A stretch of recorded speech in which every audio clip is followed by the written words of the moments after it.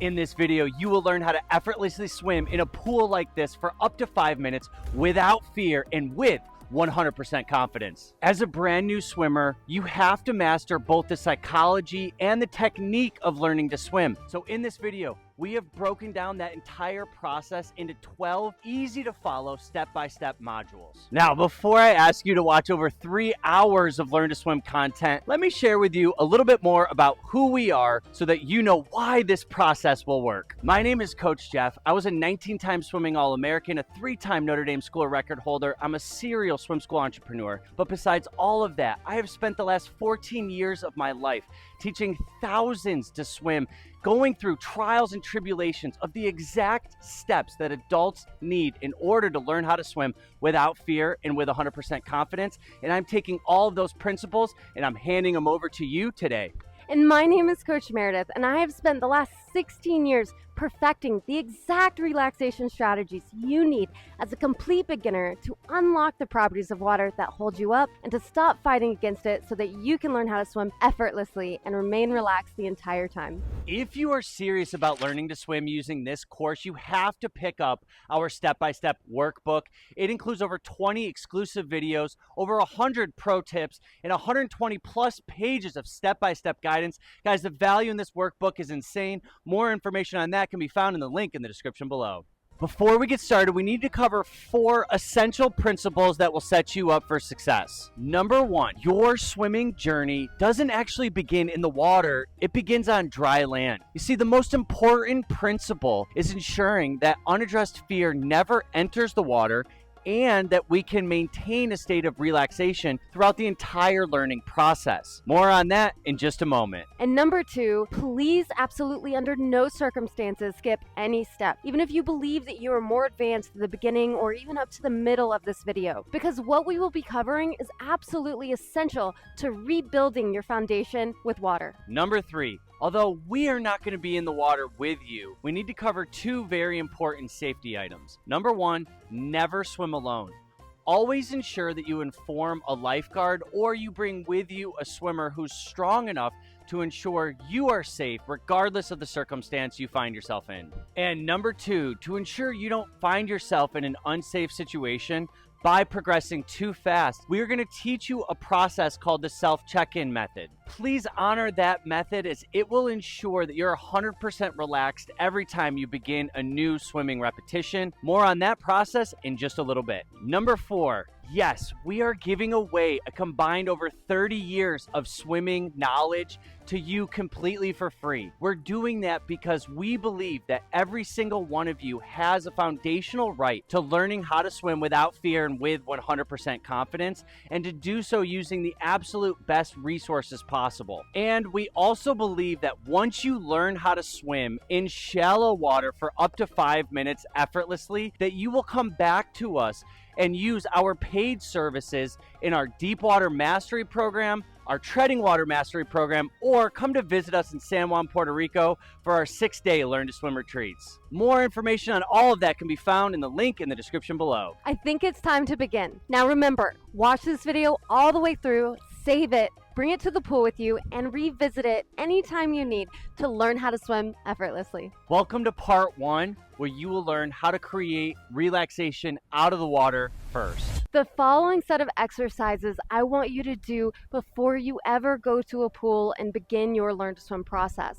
And then once you do start your Learn to Swim process, I want you to use these exercises as a warm-up before ever getting in the water. The students that we've had that have come through our course that have been the most successful are the ones who committed to this process, the ones who established a routine commitment to these exercises. To begin, I want you to find a nice, soothing, relaxing environment, one that is free from distraction, as we learn how to do this relaxation exercise and calm our nervous system.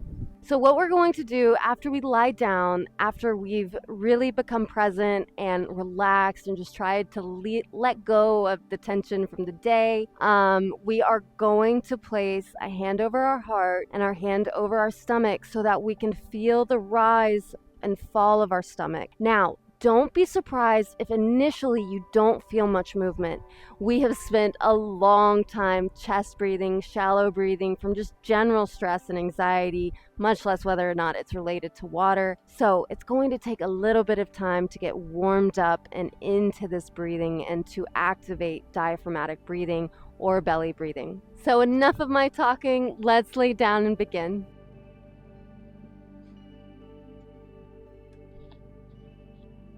All right, so we're just gonna settle in, remember, find a deep state of relaxation. Try to let go of the tension that you feel in your body, if you feel any. Now, after you've found a state of peace and relaxation, let go of all of the tension that you've been wearing. Remember to place your hand over your heart and a hand over your stomach. I want you to take a big, deep inhale, the biggest you can.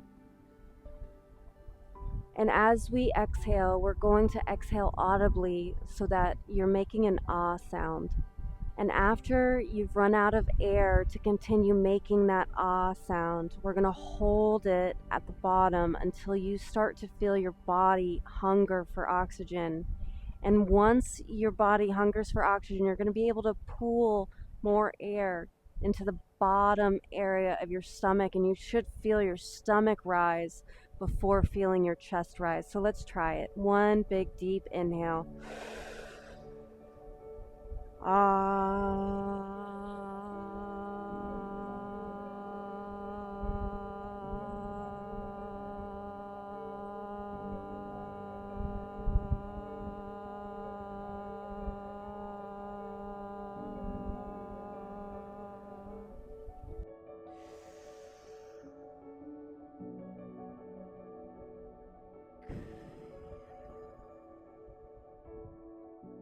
All right, and if you felt your belly rise on that breath in, congratulations, you have learned how to diaphragmatically breathe or take a belly breath. And now that you know how to belly breathe, this is going to become exercise number 1 in your warm-up routine. I want you to do this for 3 to 5 minutes or until you feel completely relaxed and at ease.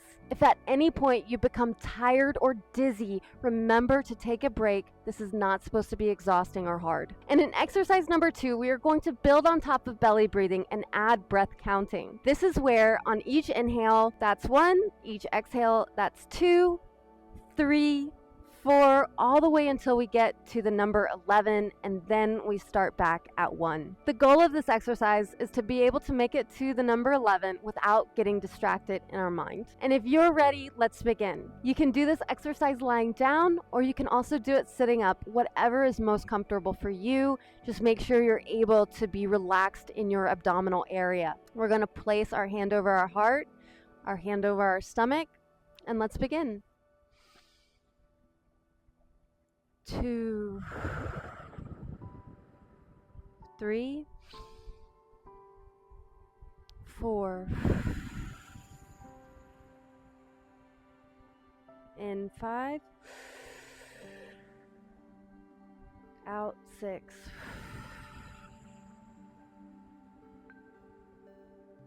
in 7, out 8,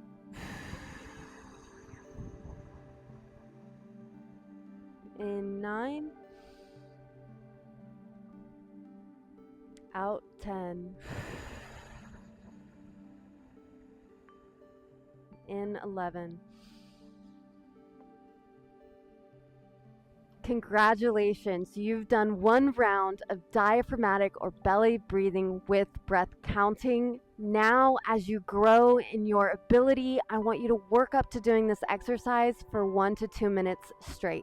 Exercise number 3 is called progressive muscle relaxation. This exercise was designed to help bring awareness and attention to tension you might be holding on to in your muscles and how to relax and release it. We are going to start with the bottom of our toes and work our way up our body and begin bringing awareness to the areas that might be holding tension. If you're ready, let's begin.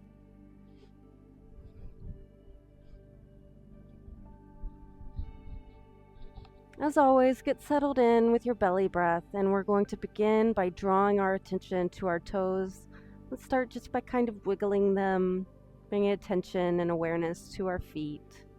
And now when you're ready, we're going to tense our toes and curl them over. We can also flex the other way, bringing them up.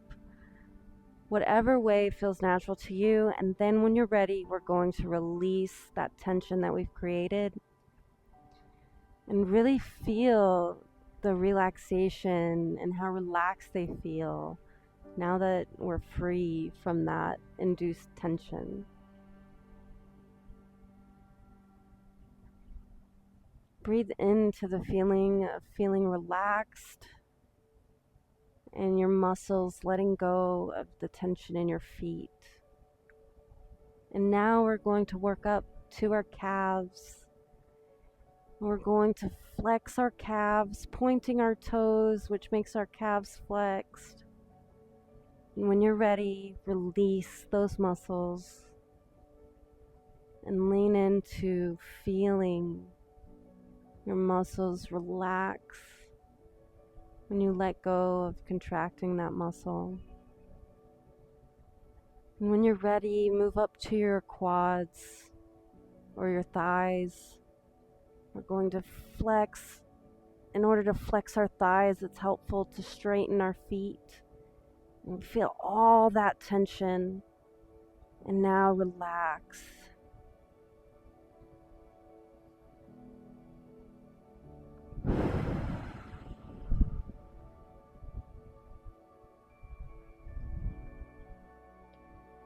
Now we're going to bring our attention into our stomach area.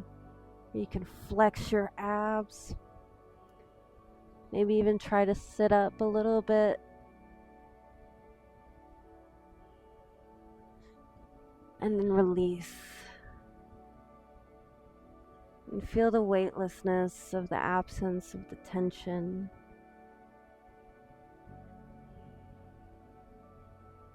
Now bring your attention to your chest, shoulder area. We're going to roll our shoulders forward, trying to tense those muscles and relax.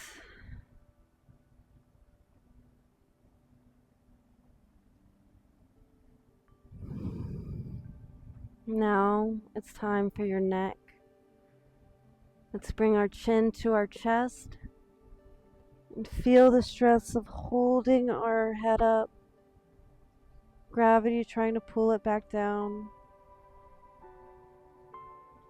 And relax.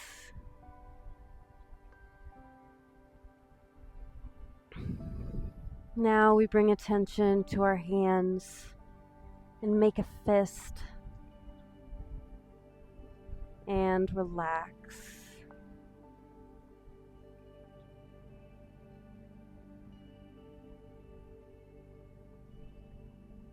And now our forearms, by straightening our palms and pointing our fingers to the sky, and relax.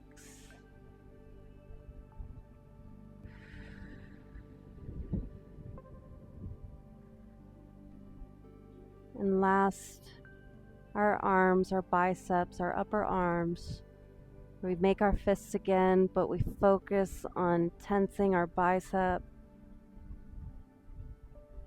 and relax.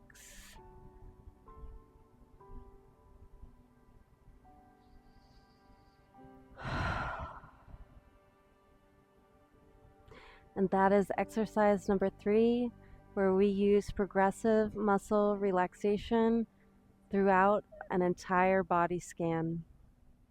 All right, now that you know the exact relaxation process, the secret sauce to our students learning how to swim and creating 100% state of relaxation outside of the water, let's move on to phase 2, which is how we ensure we maintain that newfound state of relaxation as we're going through the process of entering the water. You see, the biggest mistake that new swimmers make is they allow unaddressed fear to enter the water. And as Coach Meredith touched on, the problem with this is that creates tension in our muscles. Tension in our muscles creates density in the water. or it makes us sink.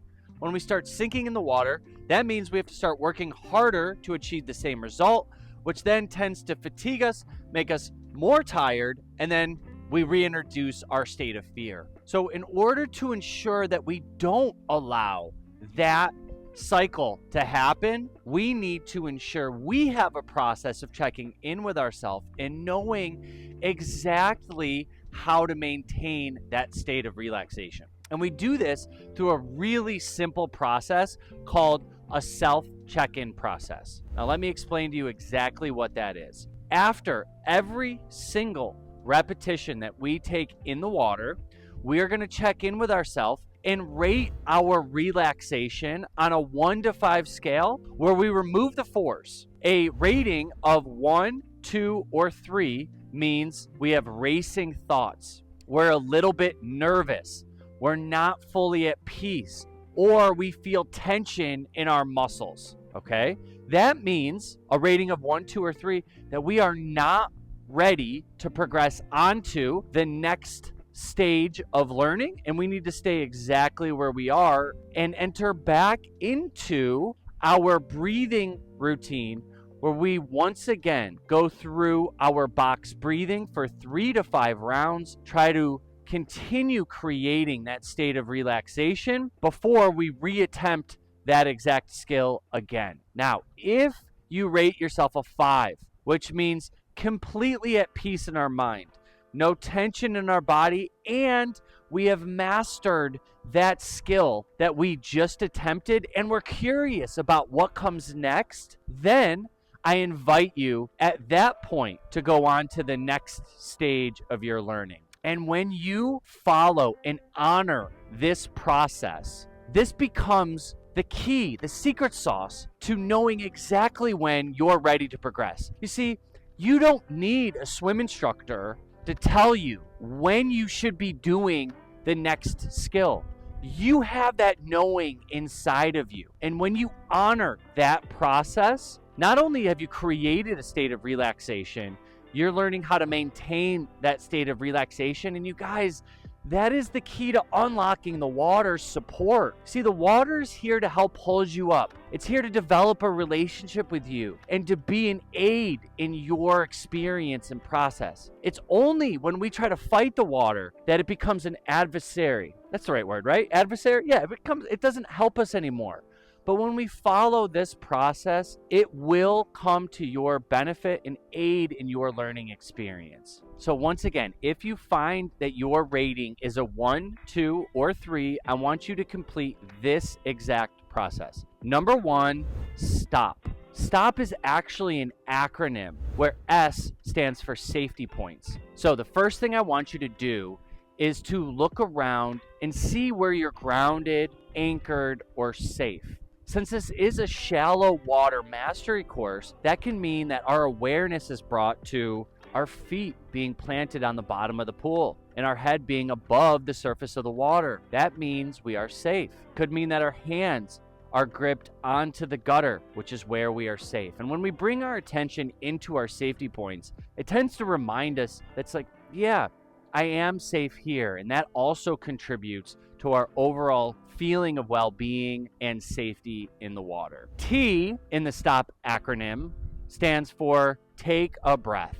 And here I want you to go back into our box breathing process for 3 to 5 rounds, where you continue to relax the central nervous system and just find presence in the here and now. O stands for observe your mind. And from our experience listening to our students, what they have shared with us is that when they are a rating of 1, 2, or 3, their mind is somewhere else. Either they're focused on a meeting that they might have had before this swim session or that's coming up in work and the stuff that's happening outside of the pool in real life, like an argument with a spouse or one of our children, something that's creating tension outside of the pool area. And those same students have found that once they've been aware that their mind was in those places, they can just release that and bring their awareness back to their present state, being in their swim session and allowing themselves to find more presence in the here and now. And then some of our other students, it's not about what's happening in real life outside of here. It's about either a past traumatic experience that happened when they were a child or a future fear that they might be projecting onto their current experience. Like, what happens if I can't touch the bottom? What happens if I choke on water or go into the deep end? And if that sounds like you and you're aware of these experiences, give yourself some peace, some space, some grace, and know that you're not that version anymore, and that we are in the shallow end and you are taking the steps and investing in your swimming future. And it's okay to let some of those emotions go. And P stands for pause, which is just take a break for a minimum of a minute, up to even 5 minutes. Remember, the goal here in our repetitions is not to get 100 or 200 repetitions in any swim session, but it's the quality of our repetitions that we're taking and honoring our relaxation process. I would always rather have 10 great repetitions in a swim session where you maintain your state of relaxation than 100 that you're just trying to push through for the goal of achieving the outcome. And that is the stop process. And the final point that I will make before you get started in our shallow water mastery step-by-step program, which I am so excited for you to begin, is be a member and a part of this incredible community. The more that you're willing to share your experience with community members, the more that other community members are also more willing to share their experience with you. And it isn't just about what I say or what Coach Meredith says. There are incredible tips and tricks that each one of you have inside of you that you will experience as you go through this program, and they become incredible resources to share with other members. So after every swim session, I want you to come back to the community and share with us what happened. What did you find successful? What were your struggle points?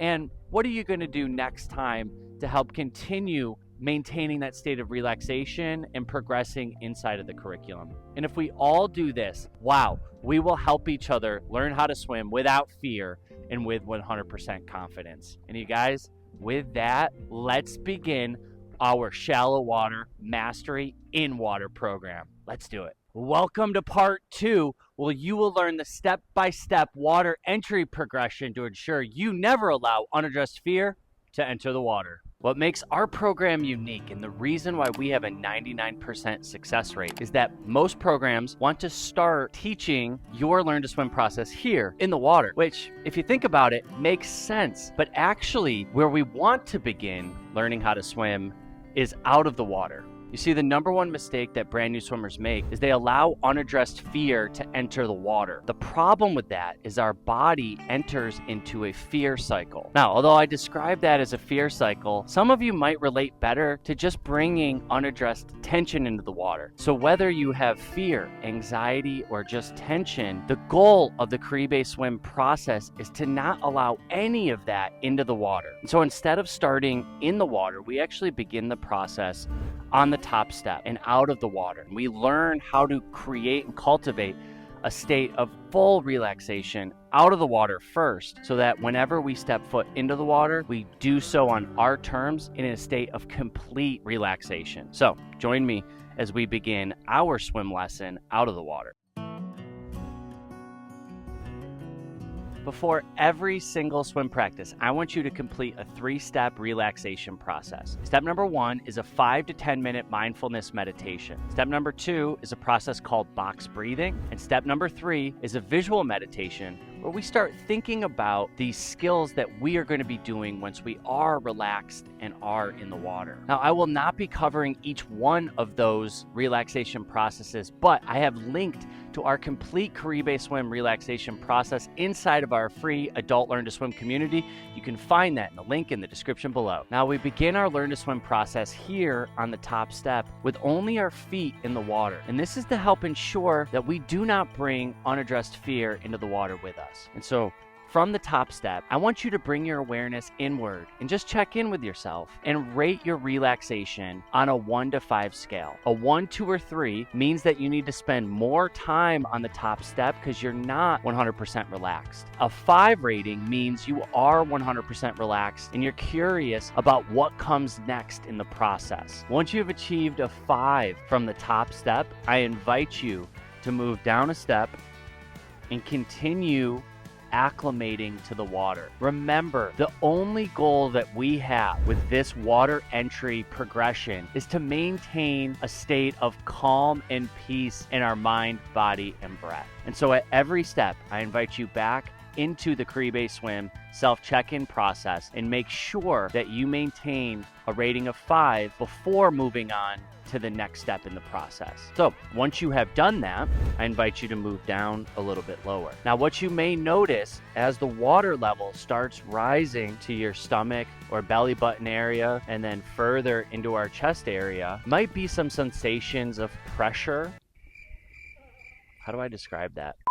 As you get lower and lower in the water, or as the water level starts to rise on your body, if you're finding that it's creating sensations or feelings of anxiety or tension in the body, or you're starting to get anxious about what's to come, I ask that you stop right here and go back through the Caribe Swim relaxation process. It is absolutely essential to your learning that we do not allow unaddressed fear or tension into the water. So I ask that if that describes you, just stay where you are, continue acclimating, and continue relaxing until you can achieve a relaxation rating of 5. Now, once you have reached a level where the water reaches about our chest area and you've achieved a 5 rating, I invite you to begin walking around the shallow end. And welcome to part 3, where you will learn the proper warm-up to ensure you're ready to begin learning how to swim in the shallow end. Now, when we do that, the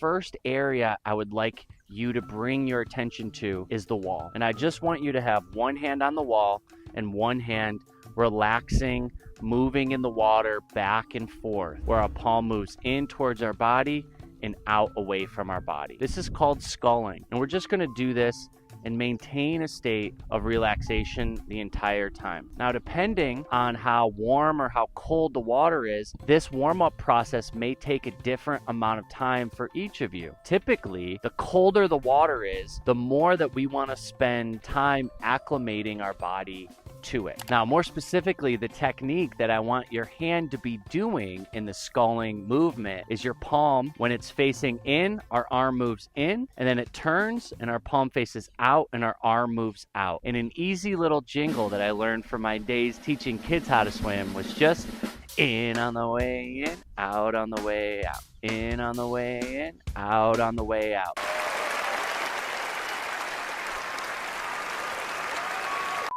And that just refers, once again, to our palm and arm moving in when it's moving towards our body and out on the way out as it's moving out of our body. And I want you to continue doing this process for as long as is necessary, again, for you to maintain a rating of 5 on the Caribe Swim relaxation scale. All right, the next step is I invite you to remove your hand from the wall and just begin sculling with both hands, staying in the shallow end. Now, when we do this, I want us to do very intentional, slow, methodical movements where we are just trying to maintain a state of relaxation. If we can, I would love the water level to stay right at about our belly button or below.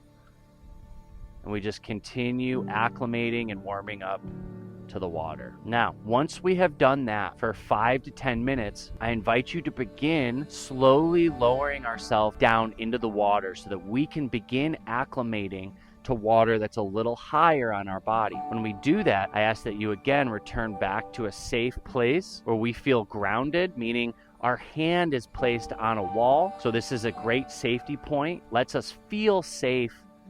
And we can bring our attention to our feet, noticing that they're on the ground as well. So we feel very safe and secure in this position. From there, I invite you just to take a deep breath and slowly begin lowering yourself down into the water. Once again, bringing our opposite hand that is not on the wall doing a sculling movement, out on the way out, in on the way in. And you can even begin slowly walking with your body crunched down in this position. Now, at this point, you're probably noticing a trend. At every incremental step of learning, I want you to ensure that you maintain a 100% state of relaxation by using the Caribe Swim Learn to Swim relaxation process. And we're going to continue to follow that every single future step of the way as well. So the next step is I invite you, when you're 100% relaxed, just to remove your arm from the wall and in a squatted or crouched position, just very slowly walk with the water right at about chin or shoulder level. And we're going to do this again for 3 to 5 minutes, just allowing our body time to acclimate. We go very smooth and relaxed with our movements.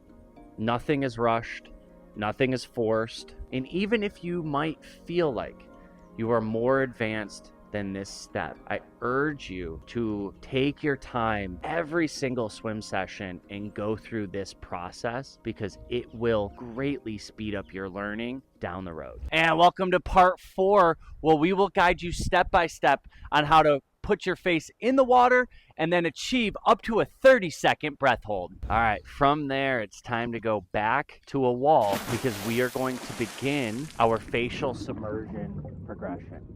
The foundation of learning how to swim is learning how to comfortably hold our breath for around 20 seconds. And the truth is that if you're not comfortable holding your breath and putting your face in the water, then you're not safe swimming in water above your head. All right, so step 1 of our facial submersion progression is we're gonna have one hand on the wall. We're slowly gonna dip down in the water, and we're just gonna balance our chin on the surface of the water. It's gonna look like this.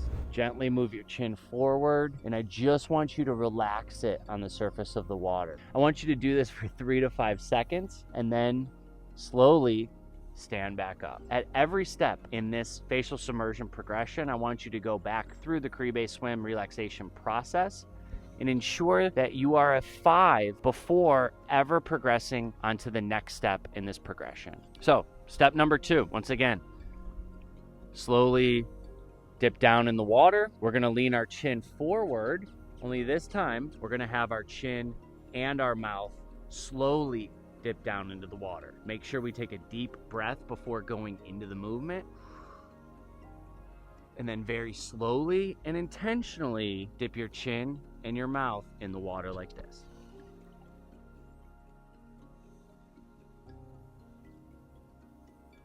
After you've done that for 1 to 5 seconds, whatever is most comfortable for you, I invite you to slowly lean back, remove your face from the water. Once again, stand up and go back through the Caribe Swim relaxation process. All right, now step 3 in our facial submersion progression, just to lower yourself down. This time, we're gonna submerge our chin, our mouth, and our nose. Take a deep breath, lean forward, and it looks like this.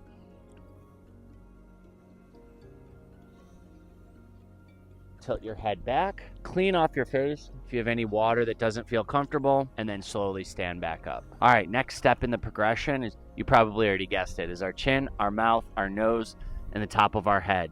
So once again, we're gonna lean down into the water, gonna move the microphone away, take a deep breath, and we're gonna dip our chin, our mouth, our nose, and the top of our head slowly into the water like this.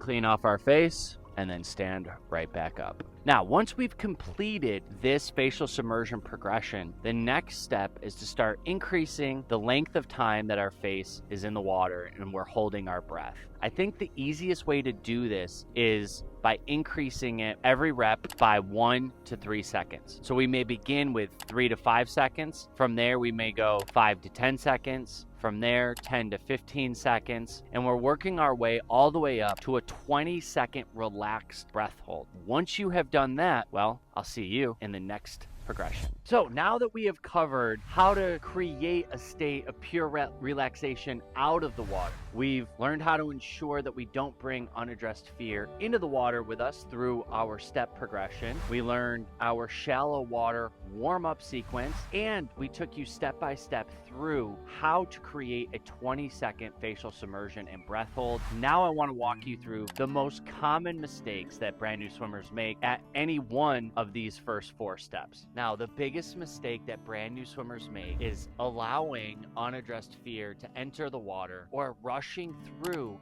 this relaxation process. I can't tell you the number of swimmers that have joined our program from other programs or adults who have tried to teach themselves how to swim, and they say something like this: well, I could swim if my life depended on it. I could get from here to there. It might not look pretty, but I could do it. And to us at Caribe Swim, this is not swimming. The essence of our program and what allows you to be successful in the water, regardless of how far you have to swim and regardless of the depth of the water, is ensuring that you're able to maintain a state of pure relaxation the entire time. And so we have to change that definition. And so for many of you, that means slowing down. It means taking a few steps back. Maybe you can swim from here to there. Maybe it doesn't look pretty when you do it, but to us, that is a sign that we aren't fully relaxed and that we need to go through this entire progression all the way from the beginning through to where we are right now. And if you do that and you honor that process, I promise that you will find more success and relaxation and love for the water. All right, common mistake number 2 is spending too little amount of time warming up to the water, especially if the water is cold. Now, if you're learning how to swim in a backyard pool or you're learning how to swim in a gym, gyms are notorious for keeping their pool temperature between 80 and 84 degrees. That's very cold when it comes to learning how to swim water temperature. If that is the temperature of the pool you're learning in, I urge you to take extra time just acclimating to the water. Anytime our body feels cold in the water, our muscles are inherently going to be more tense. When our muscles are more tense, you've heard me say it before, we are more dense in the water. And density and learning how to swim do not mix. So just, again, take your time at warming up to the water. And I like to think about it like this. As a professional athlete, or any athlete, maybe you can relate, maybe you did high school or varsity or junior varsity athletics, you would never enter a competition without first warming up, getting your body ready for that competition. Although learning to swim might not feel like a competitive sport, we absolutely have to use that same process to warm up our body so that we can perform at our highest level when it matters most. All right, mistake number 3 is all about putting our face in the water. And the biggest mistake that we see with brand new swimmers with learning how to put your face in the water is putting your face in way too forcefully or too fast. And what we hear all the time is, Coach Jeff, don't you just want me to get it over with, put my face in the water and force it in just so I can do it and get past this step? And if that sounds like you, the answer is absolutely not. And the reason for that is when we force our face into the water, or we go into the movement too quickly, it is much more likely that we get water in our nose. Now, this can lead to an unsafe situation.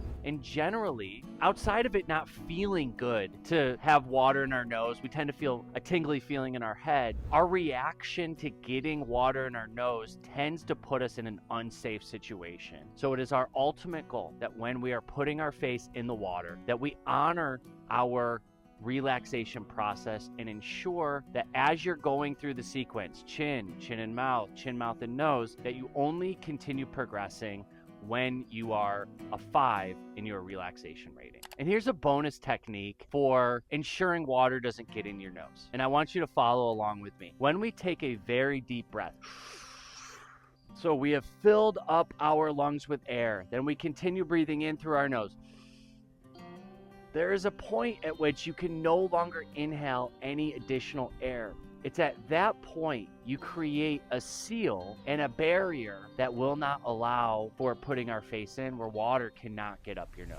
Now, let's hit the 3 most common questions that we get asked about these incremental steps of learning how to swim. I think the most common question that we get asked relates to how you can learn to put your face in the water from home if you don't have a pool. Because learning how to put your face in the water tends to be one of the top 3 reasons why adults don't learn how to swim, is a fear, anxiety around putting your face in. So if you're interested in getting our step-by-step home series on how to learn how to put your face in the water, click on the link in the description below and join the Caribe Swim Adult Learn to Swim free community, and we'll guide you through that process step by step. The second most common question that we get asked here at Caribe Swim is, Coach Jeff, I can swim in the shallow end with my head up. Do I have to learn how to hold my breath and put my face in the water? And the answer to that is absolutely yes. You see, the truth is that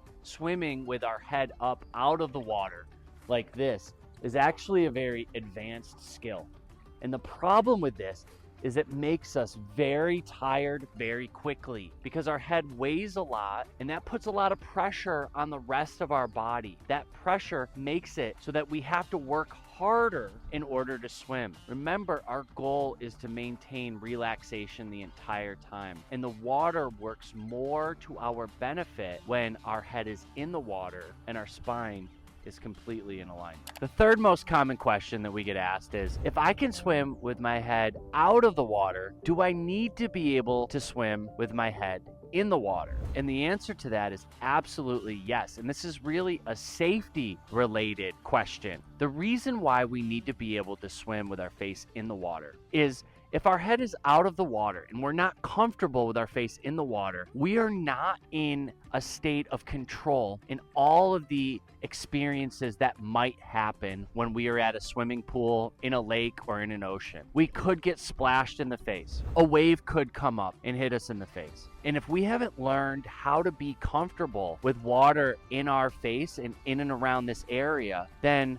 what happens when water gets on our face? Most of the time, a negative reaction happens and we end up putting ourselves in a dangerous situation. And so if you're a little bit more advanced and you can swim with your head up out of the water already, I still urge you to take a step back and learn how to be and maintain a 100% state of comfort and relaxation with your face in the water. Not to mention, you're going to be able to swim further distances more relaxed with your head in the water. Well, welcome to part 5, where you will learn how to find your perfect front float and then learn how to achieve that front float in open water. In order to learn how to front float, we first have to know what the definition of a perfect front float is. And this is the misconception that I mentioned in our introduction. And it's the area of learning how to front float that most brand new swimmers get wrong. Because we believe, or we've been told, or we've been taught by the swim industry that everyone has to front float like this.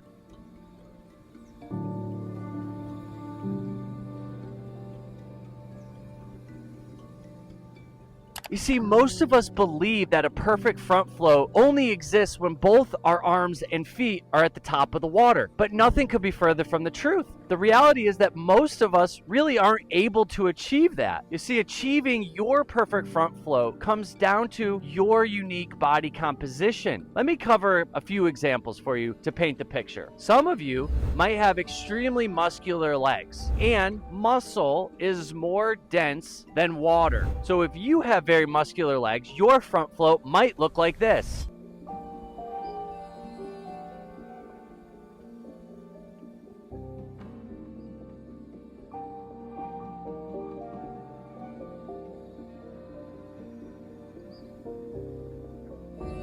Now notice in that example that my arms were on top of the water, but my legs were not able to make it all the way to the top. Which means that if you have very muscular legs, a perfect static front float for you might not be with your legs on top of the water. Example number 2 is if we have a low body fat percentage in our upper body. That static front float will look like this.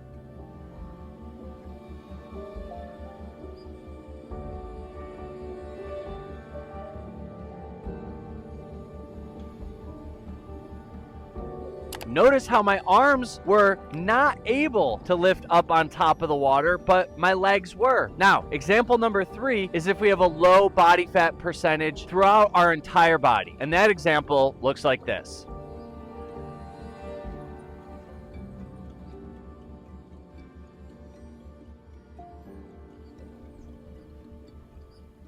Notice in that example that neither my arms nor my legs were able to be on top of the water. But if that describes you, a low body fat percentage throughout your entire body, that is your perfect front float. And I hope that by reviewing each one of these examples, we can relieve ourselves of the notion that we have to create a perfect front float. And that perfect front float only is perfect if both our arms and legs are on top of the water. Nothing could be further from the truth. So, how do you achieve your perfect front float? Let's review the top 3 things that you must do in order to achieve your perfect front float. Step number 1, and by far the most important step, is that you are 100% relaxed when going into this movement. Anytime that we carry tension in our body, our muscles become more dense and we end up sinking in the water. To help ensure you do not bring unaddressed fear into the water, I want you to follow 2 quick steps. Number 1, go back and watch Learn to Swim with Me episode 1. We cover that entire process. And number 2, check out our free adult Learn to Swim community. More information can be found in the link in the description below. Step number 2 to finding your natural and perfect front float is ensuring you take a proper deep breath. And a deep breath is not which is how most of us end up taking a deep breath. That's good, but what's even better is learning how to take a deeper diaphragmatic breath. First, by expanding our stomach, pulling the air up into our chest. One final breath. And this process actually increases the amount of air that gets in our lungs by about 30%. And more air in our lungs means we are more buoyant in the water. So this is especially important for you if you've been told in the past that you are a natural born sinker. Just learn how to take a deeper breath. And step number 3, I don't want you to try to force or create the result. I just want you to relax into it. And now that we've talked about the 3 most important factors that'll help you find your perfect front float, let's go into the process so that you can actually find that perfect front float. Step number 1 of our front floating progression is finding a space on a wall. We will use the wall as a safety point, which will allow us to relax into this movement more. So what I would like you to do is plant both hands firmly onto the wall, lower yourself down into the water. Then we're going to slowly walk our feet backwards. We're going to take a big deep breath and slowly lower our face into the water and try to relax our entire body as we begin the movement. That looks like this.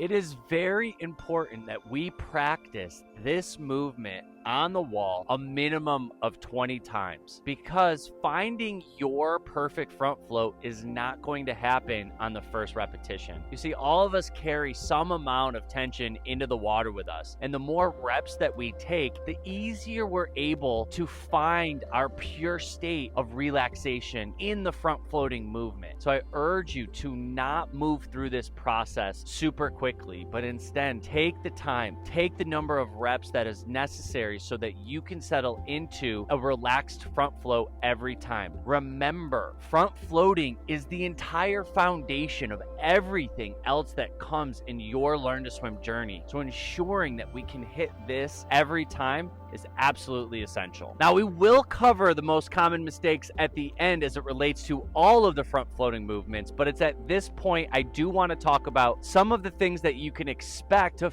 feel or to experience when you're going into this movement for the first time. Most of you, as you are going through your first, let's call it 5 repetitions, regardless of where your perfect front float will be, will probably not have a lot of what we call lift off with our feet in the movement. Instead, your feet will stick to the bottom of the pool. My goal for you is to feel like your legs are completely relaxed in that movement, even if they're not coming up off of the bottom yet. Step number 2 of finding your perfect front flow is taking us away from the wall and now to a shallow area of the pool. A perfect area is if your pool contains steps, because we can start to find our body's natural front flow without having to worry about the pool depth. It really helps us psychologically stay completely relaxed. So I'm gonna start on this top step, which is only about 6 inches of water. But what I want you to do, same process. We're gonna put our hands firmly on the step. We're gonna walk our legs back, take a deep diaphragmatic breath, slowly place our face in the water, and allow our body to be fully relaxed. And that looks like this.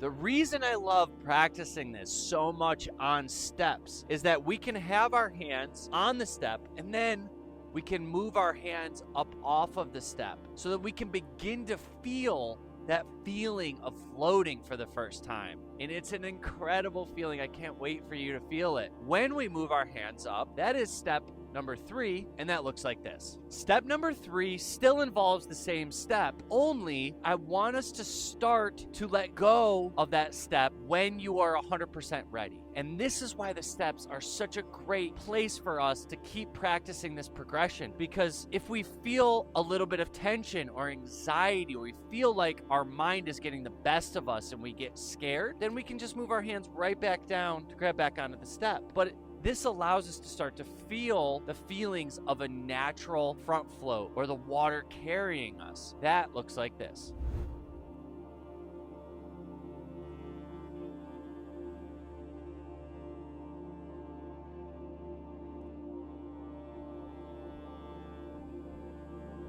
Step number 4 is to move down a step and do that exact same front floating process with a little bit more depth underneath us. And that looks like this. Still bring our hands first down to the step, start to walk our feet backwards, take a deep breath, and when you're ready, when your face is down in the water, start to lift your hands up off of the step. And that looks like this.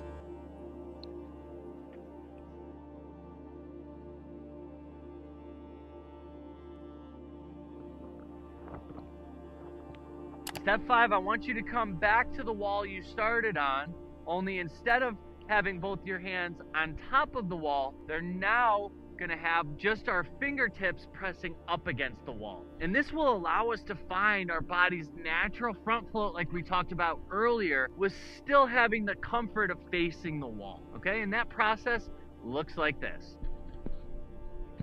Keep your fingers up onto the wall, walk your feet slowly backwards, take a deep breath, slowly lower your face into the water, and it goes like this.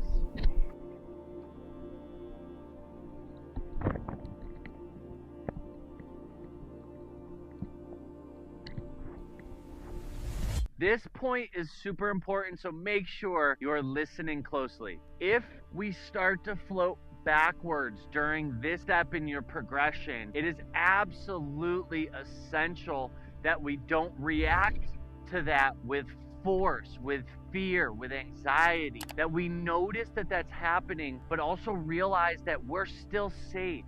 We are still practicing this in shallow water, and we can just stand up. Many times, brand new swimmers will start to float backwards and have a reaction that they panic, and that reaction can cause setbacks. All right, step number 6, we're still gonna face the wall we started on, only instead of having our fingertips on the wall, we're gonna take a big step backwards, but we're still facing this area. This still allows us to feel in control and feel the safety of the wall in front of us. This is hugely important for positive psychology as we're continuing to build our confidence with this movement. All right, so that step number 6 looks like this. Lower yourself down, put both hands out about shoulder width apart, or maybe a little bit wider.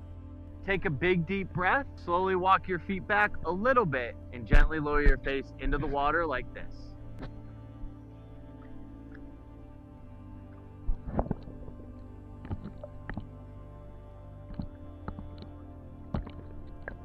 Step number 7 of our front floating progression is to turn our body and face open water. And that looks like this.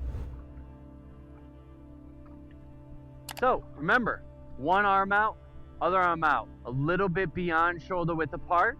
Slowly lower yourself down into the water. Take a big deep breath and try to relax into this movement as much as possible so that you can find your body's natural front floating position. For me, that looks like this.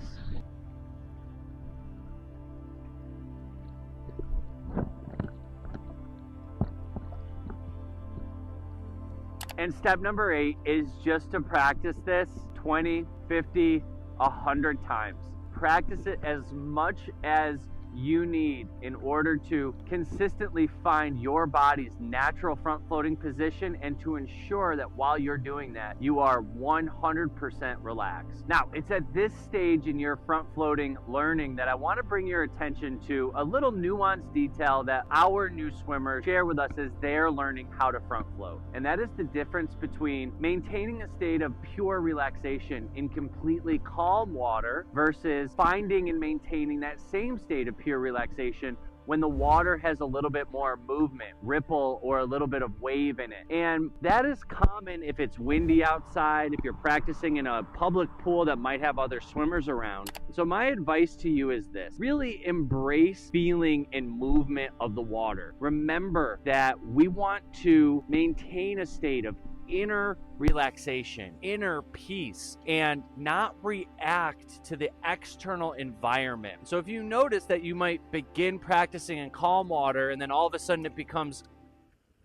rippled, you notice your body start to move as there becomes more ripples or waves, do your best to try not to react to that external experience, but maintain a state of relaxation throughout the entire process. Here are the 3 most common beginning front floating mistakes. Mistake number 1, we mentioned this earlier, but trying to recreate the version of a front float that we see in our head, which for most of us is both our arms and legs on top of the water. Remember, I urge you to go through this process using as many repetitions as is necessary to find your perfect front float, but we have no need when we are statically front floating, or that means not moving during the front float, to have our arms and legs on top of the water. What you will see in coming episodes is that as we start to create forward movement in the water, even if our arms or legs are below the surface when we're at a standstill when doing our front float, they will start to rise up in the water as we create that movement. So it's not a thing if your legs and arms are not on top of the water during this portion of your learning. Common mistake number 2 is forcing our legs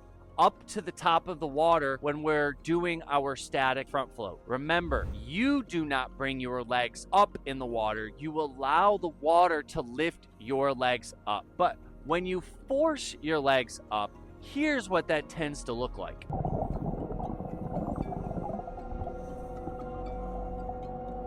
What you notice if you're trying to force your legs up to the top of the water is that they immediately sink back down. And then once they touch the bottom, you kick them back up and they immediately sink back down. If this describes your feeling when trying to front float, I urge you to go back through the Caribe Swim, Learn to Swim relaxation process. And you can find that by clicking on the link in our description below and joining our adult-free Learn to Swim community. Learning how to front float requires that we are 100% relaxed at the steps that come before we front float. And if you didn't have a chance to see steps 1, 2, and 3, we covered those in our previous Learn to Swim with Me episode. I'll link to that right here. So I urge you not to make that mistake and ensure you are comfortable holding your breath for a minimum of 20 seconds before even starting any of this front floating process. And now let's cover the 3 most common questions that we are asked by our students as it relates to learning how to front float. Far and away, most common question that we get asked is, should we blow bubbles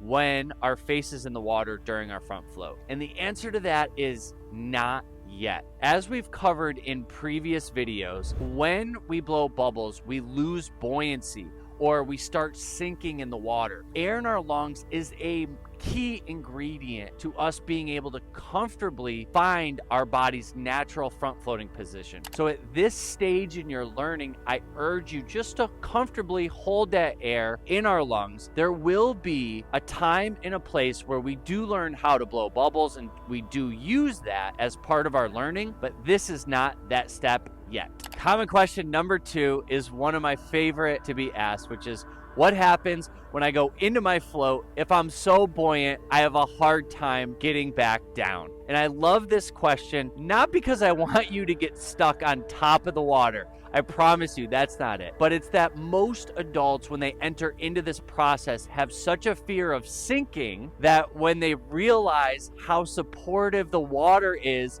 that also freaks them out. But that is a step in the right direction, because during this process, you are feeling the support and the aid that water gives you. And so although this might be a scary experience at first, remember, all we have to do is bring our feet underneath us and stand back up, because we're practicing this always up front in shallow water. And common question number 3 is, what happens if I'm just a born sinker and I can't float at all? And my promise to you is nothing could be further from the truth. We have to do 3 things. Number 1, ensure we're 100% relaxed. Go through the Caribe Swim relaxation process and honor that. Number 2, learn how to take a proper, deep, diaphragmatic breath. Remember, more air in your lungs means more buoyancy in the water. And step number 3 is practice the proper technique that we just covered in the prior progression. Once we have done all 3 of those things, if you are still sinking in the water, then I urge you to join our Learn to Swim community so that I can analyze a video of you and help you with either the technique, the relaxation, or the air in our breath. Because when we put all 3 of those together, all of us are born floaters, not born sinkers. And welcome to part 6, where we will teach you how to start using our arms to propel yourself through the water. Step number 1 in today's video is learning how to peacefully glide. And there are 2 key elements to creating and sustaining a peaceful glide. Number 1 is ensuring that we maintain a state of relaxation through the entire movement. And number 2 is just filling our lungs up completely with air. Remember, more air in our lungs means more buoyancy in the water. Now, to begin the movement, I recommend to all of our new swimmers to push off from the bottom of the pool in a track start style, which means that we have our dominant foot forward and our non-dominant foot backwards. This helps create an easy launching off point from the bottom of the pool. I don't want to say it like that. Take 1 step forward with your dominant foot and leave our non-dominant foot backwards. This looks like a track start in our push-off. And this is really the easiest way to start creating our forward movement in the water. From there, I want you to put both arms out in front of you, just about shoulder width apart, maybe a little bit more, but arms don't have to be way over here, and we don't want them yet to be in a streamlined position. All right, from there, all we're gonna do is take a full diaphragmatic breath, fill up our lungs, and slowly go into the movement, which looks like this.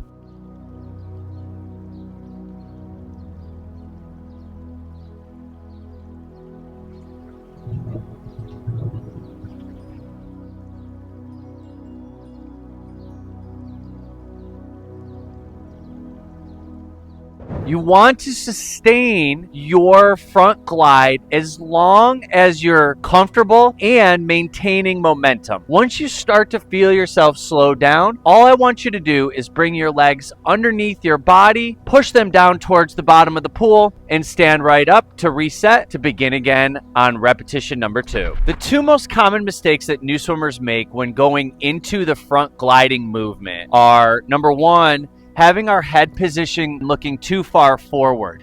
Anytime our chin is up and our spine is not in alignment, or easier said, our eyes aren't looking down at the bottom of the pool, our legs are going to start to sink in the water. This is called swimming uphill because our head is higher than our legs, which means that we're pushing a lot of water and it slows us down. So to correct that, all we want to do is have our spine completely in alignment and our eyes looking straight down at the bottom of the pool. I'm going to show you two examples. The first is an example of what not to do, and the second is an example of what to do. Here's the example of what not to do.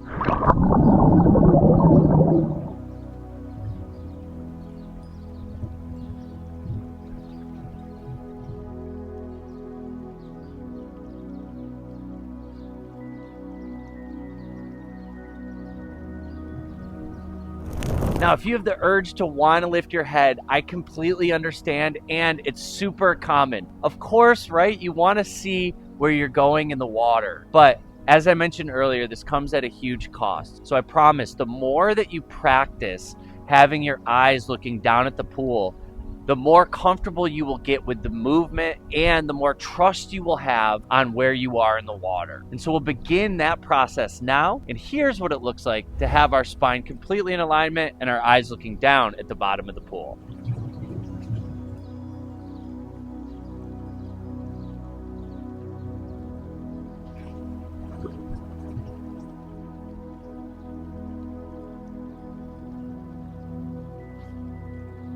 Mistake number 2 is not filling our lungs fully with air. Let me show you the difference between number 1, which is not taking a deep breath, and number 2, which is taking a full diaphragmatic breath, and the insane difference that this makes on our buoyancy in the water. Check this out. Here is a standard breath.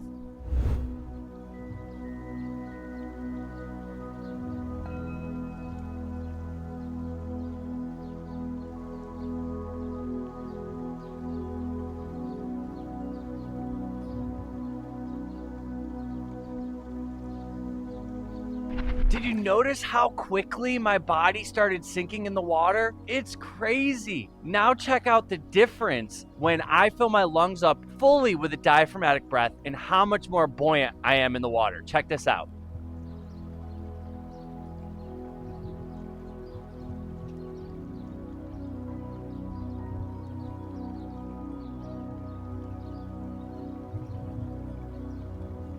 Now, for any of you that have been told by a past swim instructor that you are a born sinker and that you just can't float on top of the water, maybe you just haven't learned how to take a proper deep breath yet. And I hope that example shows you the importance of filling our lungs up completely with air. So now that we've covered how to properly get a front glide, we're going to start actually moving our arms in the water to create forward propulsion. Now, the beginning of forward propulsion is a very simple movement, and I don't want us to overcomplicate it. All we're going to do is have our arms out straight, about shoulder width apart. We're going to turn our palms to face outward, and then we're going to slowly pull our arms through the water all the way down to our side. The movement looks like this.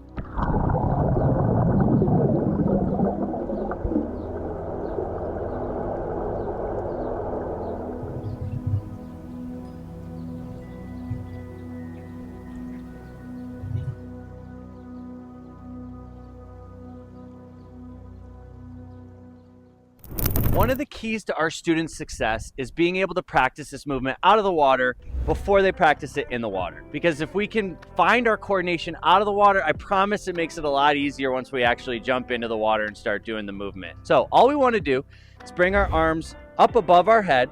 Remember, we're turning our palms facing outward, and then we're just going to slowly move our arms all the way down in one straight movement down to the side. We're going to pause here at the bottom for 2 to 5 seconds, and then cross our arms slowly and tight towards our body all the way up to the top before we begin again, and do that all the way with our straight arm pull down to the side. Pause 2 to 5 seconds. Slowly cross our arms, bring them all the way up to the top, and repeat that movement again. Feel free to practice this as many times as you want in order to get the coordination, the timing, and the technique down, and then invite you to try that exact movement in the water. So now that we know how to pull our arms down to the side, let's talk about steps 2 or 3, which is how long we want to have our arms paused at the side, and then what we do to recover our arms back up to the top so that we can begin our next pull. So step 2, how long do we want to have our arms paused at the side? And the answer to that is however long you can sustain being relaxed and still having forward movement in the water. most of my students can relax and have our arms at our side for around 2 to 5 seconds. And that's what I would like you to try as you're doing this for the first time. Step 3, our recovery back up to the top. What we want to do is bring our arms almost in an X-type movement as close to our body as possible as we recover back up to the top. The reason we want to have our arms close to our body as we're recovering is it reduces the amount of drag or resistance that our arms are creating as we're moving them back up to the top of the movement so we can begin our second pull down. And this is really important because more drag in the water means we're slowing down the momentum we just created. So we want to avoid that as much as possible. So let's look at steps 1, 2, and 3 all put together, which is our pull down to our side, a delay of 2 to 5 seconds with our arms at our side, and then a tight recovery all the way back up to the top. The full movement looks like this.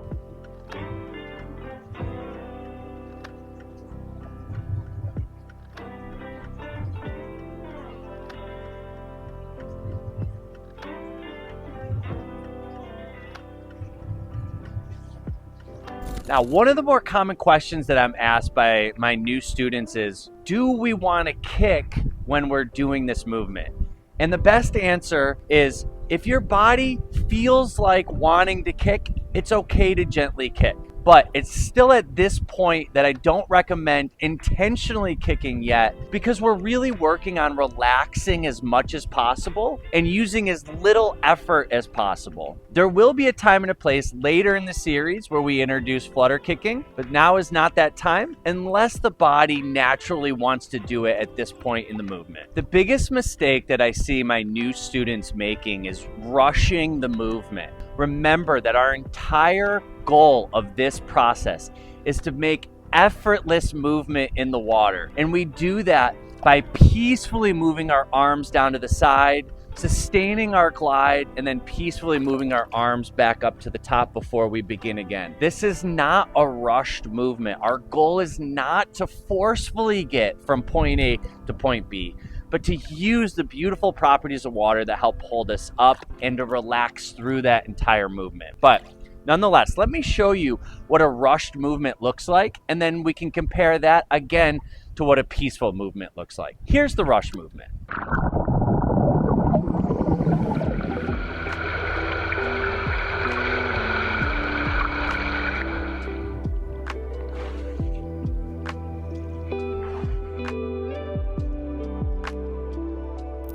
Notice that when I forced the movement and exerted a lot of energy and effort, I was able to get from point A to point B. But even me, a seasoned professional swimmer, I'm out of breath when I did that. And that is not the intention of what we're trying to accomplish here. So let me show you the opposite of that, which is how we peacefully move through the water. And then also notice how many fewer strokes that I take in order to accomplish that same distance from point A to point B. It's like half the number of strokes.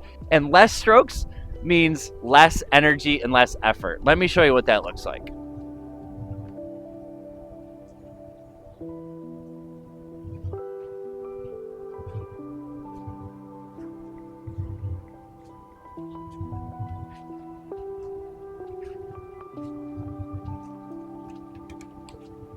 So up to this point in our Learn to Swim with Me series, we've learned how to relax, how to enter the water peacefully, how to take a deep breath and hold our breath for 20 seconds. We've learned how to peacefully front float, peacefully glide, and effortlessly move through the water. We are going to take the next step in our Learn to Swim progression, which is learning how to get a fresh breath so that we can move as far in the water as we want to. We will learn how to lift our head forward to get a fresh breath. Step 1 of learning how to get a fresh breath is actually starting out of the water so that we can get used to the movement before we have to do the movement in the water. So here's the step-by-step breakdown of what I'd like you to practice at home before you go to the pool. Step 1, I just want you to bend slightly at your waist. Step 2, bring both arms straight out in front of you. Step 3, we're going to turn our palms out. This is going to help prepare our arms for the movement of moving down to our side. But from there, as soon as the arms start to push to our side. We're gonna lift our chin up, open our mouth, get a fresh breath of air, continue moving our arms down to our side, and then start to bring our head back down. All right, then we're gonna gently bring our arms back up to the top for a recovery and complete that process again. We're gonna bend at the waist, bring our arms forward, turn our palms out. As soon as the arms start to move to our side, we're gonna lift our head up, take a breath, head back down, keep our arms going, and then recover our arms back up to the top. I'd like for you to practice this a minimum of 10 times, but our students have found the most amount of success if they practice more like 30, 40, or 50 times, so they really get used to the movement before having to do it in the water. But now that you've done that, let's get in the water and let's start breaking it down step by step. Step 2 of learning how to get a fresh breath, or our first step actually in the water, is gonna happen here on the wall. And now is the first time in our entire progression that I am gonna tell you to blow bubbles. And this is really important because when we lift our head up, we only want one motion, and that's bringing air into our body. And so the time to start blowing bubbles is now when our face is in the water. There are 2 different ways that you can blow bubbles when your face is underwater to prepare for a fresh breath. Way number 1 is a continuous and slow exhaling underwater the entire time your face is in the water. That looks a little bit like this.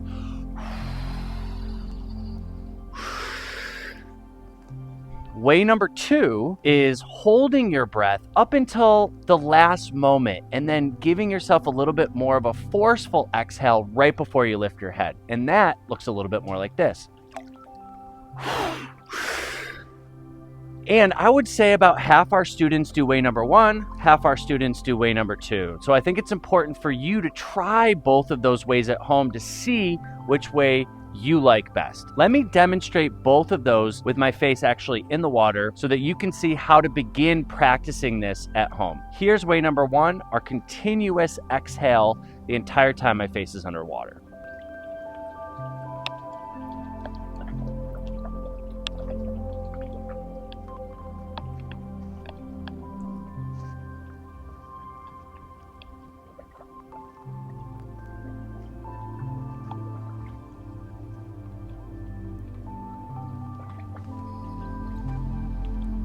Notice how the bubbles were very gentle. And now notice the difference with way number 2, where we're holding our breath and then giving a more forceful exhale right before we're gonna lift our head. Here's way number 2.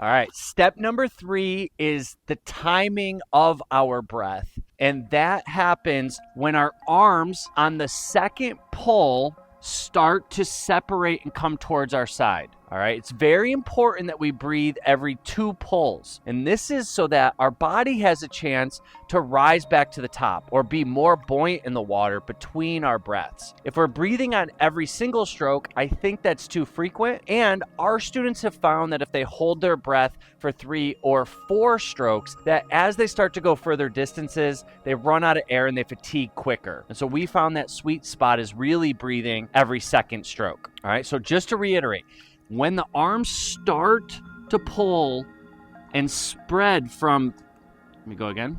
So when our arms start to break from the front and our momentum is the greatest, that's when we're gonna lift our head up, get our breath. Remember, only inhaling at that point, and then our head goes right back down. All right, enough talking. Let's actually see it happen. First example of doing this is going to be with our continuous exhale the entire time.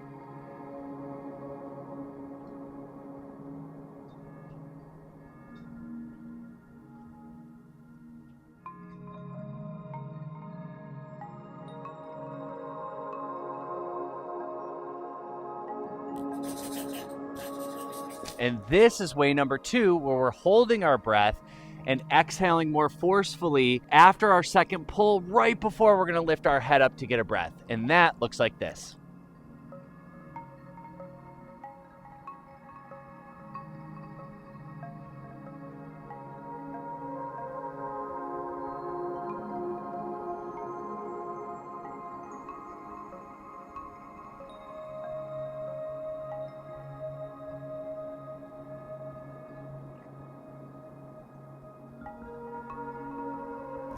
My personal preference is way number 2, and I think way number 2 is going to be better for most students if you have a low body fat percentage or high muscle mass, because holding on to that air for a little bit longer I think is more beneficial for those students that have that body type. But with that being said, it is your personal preference, and I'd love to hear from you. Add a comment in the comment section below on which one of these 2 breathing strategies is the right one for you. Now, from here, I want to cover the 3 most common mistakes that new swimmers make when learning how to forward breathe with this movement. Far and away, the most common mistake that new swimmers make is lifting their head up way too high and keeping it up as their face is entering back into the water. It is really important that we only lift our head up as far as we need to in order to get our breath, which tends to be less than an inch above the surface of the water. Anything higher than that is going to make the rest of our body sink in the water, and anything lower than that, I think you're at risk of potentially getting water in your mouth, and that is just uncomfortable, and it's something that we want to avoid if we can. So let me show you in example number 1 what it looks like if you're lifting your head up too high. Then in example number 2, I won't lift it up high enough, and then I'll give you example number 3, which is the exact height I would like it to be for you.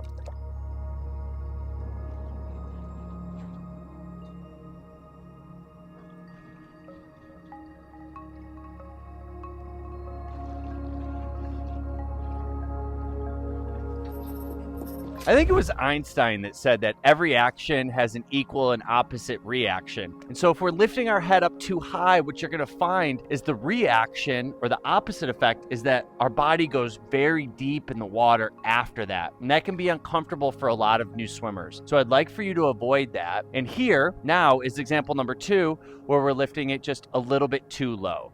Check it out.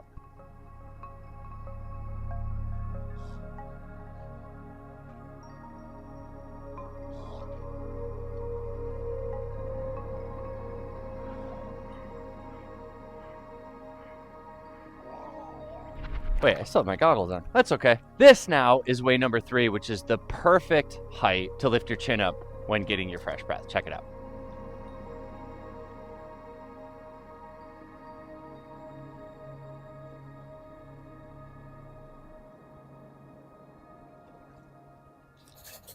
Common mistake number 2 is having too much force in our movement and not relaxing enough through the movement. Generally, if you're forcing your movement too much, that means that we're not relaxed enough in the water and that we need to take a step back in the curriculum. We're not quite ready for this step yet. So what I'd urge you to do, if that sounds like you, is go back, start at the beginning. I'm going to link episode number 1, episode number 2, and episode number 3 here so that you can go back and spend more time relaxing and acclimating to the prior steps. Because remember, this is effortless swimming. So we do not want to have forced movements. When we force our movements, what tends to happen is our muscles ball up or consolidate. When that happens, we're more dense in the water. So everything becomes more tiring, harder to do, and we just fatigue quicker. But let me show you an example of what it looks like to have too forceful of movements. And then again, I'll demonstrate in example number 2 what relaxed movement looks like. So here's example number 1, where we're forcing those movements too much.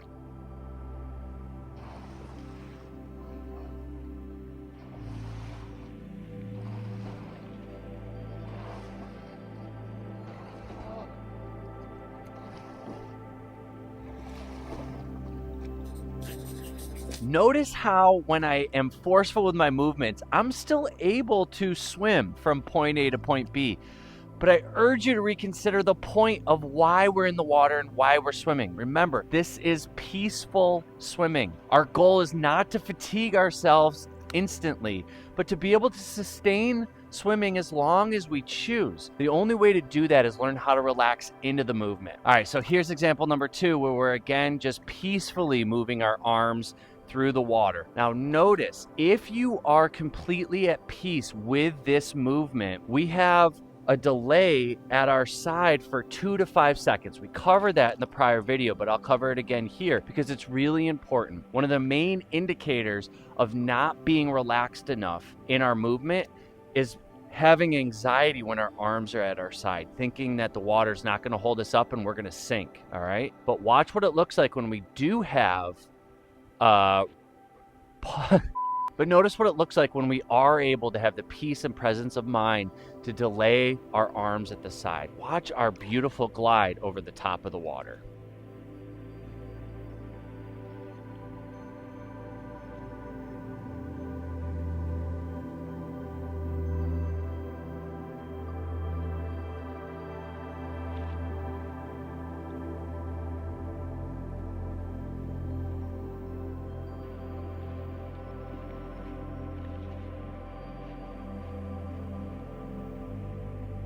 Mistake number 3 is a really tricky one because all of my students have an urge to want to make this mistake, and that's lifting our head up and keeping it up for too long. And it's pretty natural to want to do this. When we lift our head up and keep it up, it makes us feel a little bit safer, more aware of our surroundings because we get to see where we're going. The problem with that is when we lift our head up, especially when it comes and we're lifting at the torso and arching our back, when that movement happens, the rest of our body, if this is my head and this is my legs, when our head goes up, our legs have to go down. And as I mentioned in a prior episode, that means we're swimming uphill, or our body is pushing a lot of water. There's a lot of resistance in front of us, which slows us down and it makes us sink because our head weighs a lot and that weight gets distributed to the rest of our body, which makes us sink, as I just mentioned. Nonetheless, let me show you in example 1 what it looks like to keep our head up for too long and the impact that that has on our body position. And then I'll show you the proper way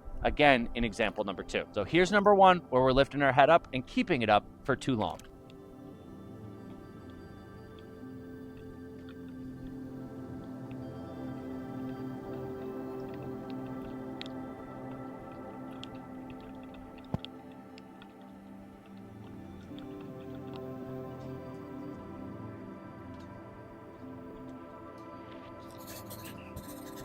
Did you notice how bouncy I was in the water? I was like a basketball being dribbled, all right? So if you notice yourself bouncing in the water, meaning going up and down, and not smooth staying on top of the surface, that might mean that you're keeping your head up for a little bit too long. Now, let's look at what it should look like after we lift our head up and get our breath. We want to immediately put our head back down, looking straight down at the bottom of the pool, having our spine in alignment. When we do that, it looks like this.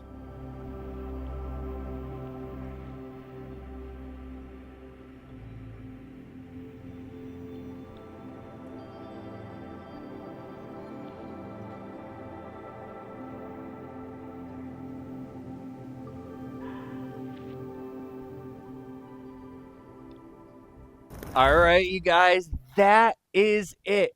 That is how you lift your head forward to get a fresh breath. And now you are no longer limited by a single breath hold on how far you can peacefully swim. Congratulations. This is a monumental step in your Learn to Swim progression. And I want to urge you, if you're having any difficulty at all and you want more access to me and Coach Meredith to help resolve any of those issues at any point up to here in your swimming progression, please consider joining our free Adult Learn to Swim community. More information on that can be found in the link in the description below. And welcome to part 8, where you will learn how to effortlessly backflow and roll your body over from your front to your back to get another peaceful breath. Step number 1 of finding your effortless, perfect backflow is just finding a spot on the wall. So what I'd like you to do is hold onto the wall with both hands, and then we're actually going to bring both of our feet and legs up off the bottom of the pool and just hold them tight to the wall like this. And what this is going to allow us to do is a couple of things. Number 1, start to get the feeling of weightlessness in the water. Number 2, it's going to help us get used to and get comfortable with putting our head back in the water. And number 3, and along with, and very similar to number 2, is we're going to start to get used to the sensation of getting our ears wet. And this tends to be one of the most challenging aspects for new adults to get used to, is the feeling of water in your ears. It just is a little bit uncomfortable. And so this is a really controlled way to allow us to get used to that movement and that feeling. So what we're going to do, as I mentioned, bring our feet up on the wall. And then I just want you to spend somewhere between 15 and 30 seconds with dipping our head back, looking up at the sky or the ceiling with our ears in the water. And the movement looks like this.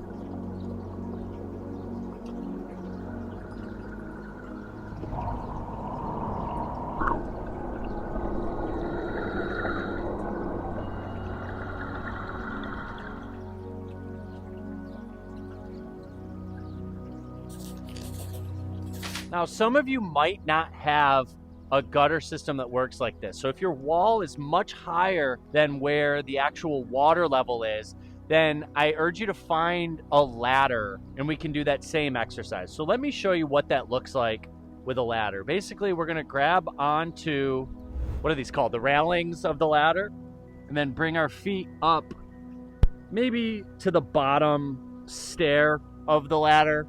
I'm awful at describing this, but that's okay. And then we're going to do the same thing. We're just going to lean our head back for 15 or 30 seconds. So that is going to look like this.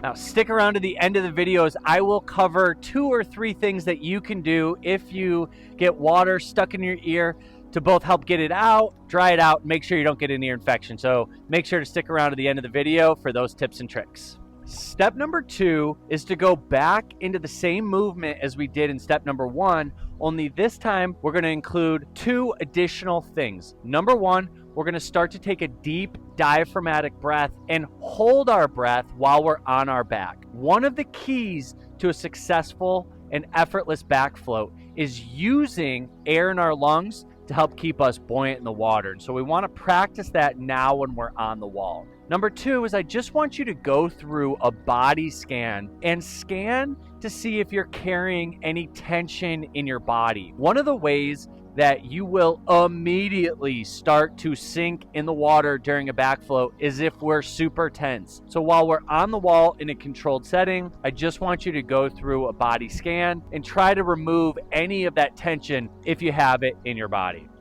So step number 2 will look like this.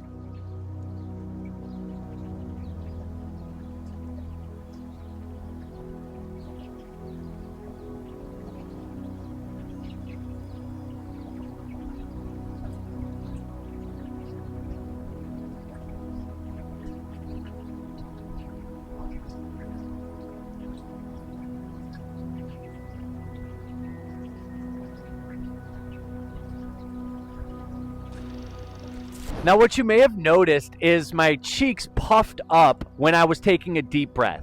I did that so that I could show you at home the process of taking a deep breath. If your cheeks puff up or if they don't, both are totally okay as you're practicing this movement on your back. But the most important part of that is that you're getting a full deep breath and trying to hold it for around 10 seconds or for however long is comfortable for you. Step number 3, we're actually going to start to let go of the wall or the ladder with a full intentional deep breath and begin our effortless back float without the support of the wall. After I show you this example, I'm going to walk through 3 keys to success, but first let me show you what an effortless back float looks like.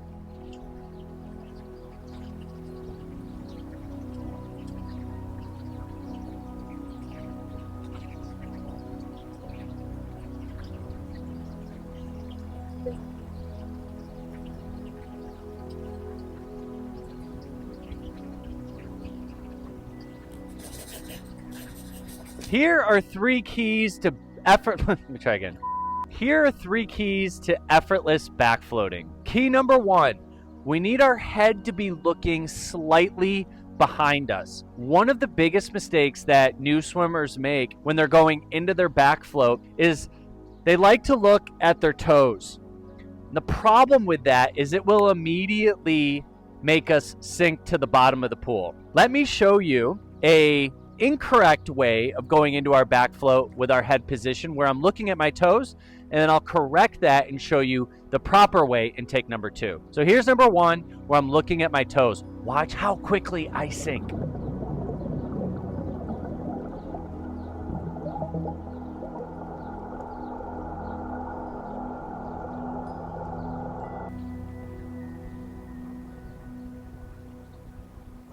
Now watch how quickly my body becomes buoyant again just by returning my head position back to looking slightly behind me. Check this out.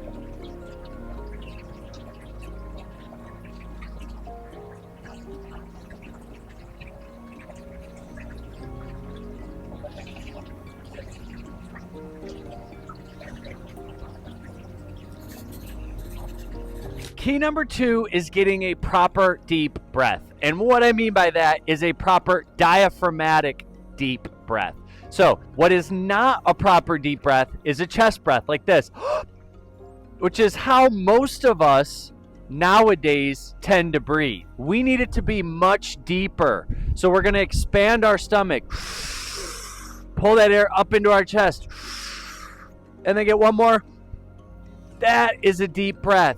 So once again, I'm going to show you what it looks like and how quickly I sink to the bottom in example number 1 when I'm not taking a deep breath, and then how much more buoyant I am when I take a deep breath. Check this out. Here's example number 1 where I don't take a deep breath.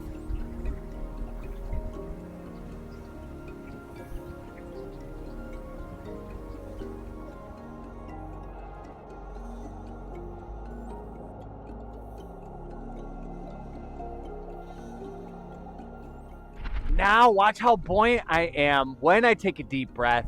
And then what I'm going to do is actually touch my nose, which I'm pretending is like a release valve. And I'm going to show you how quickly I sink back down to the bottom of the pool again once I let all that air out. So check this out.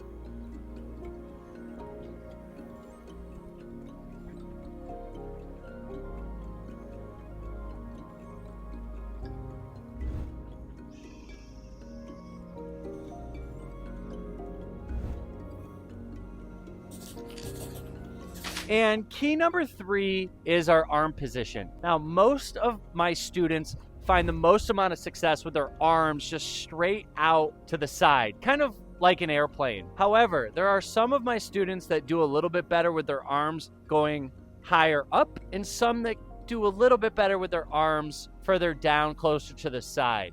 So what I would like you to do is to explore that entire range to find where your buoyancy is the best. For me, it's with my arms directly at my side, so that's what I'm going to show you now.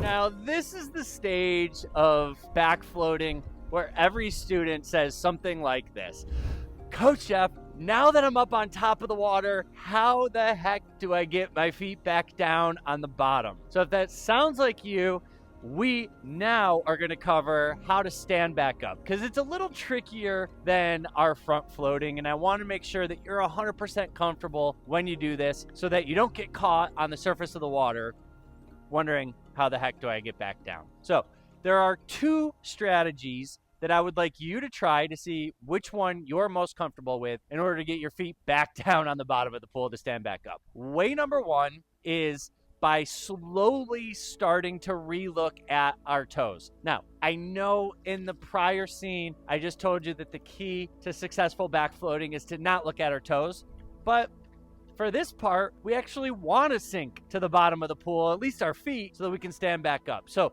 let me show you what that looks like now.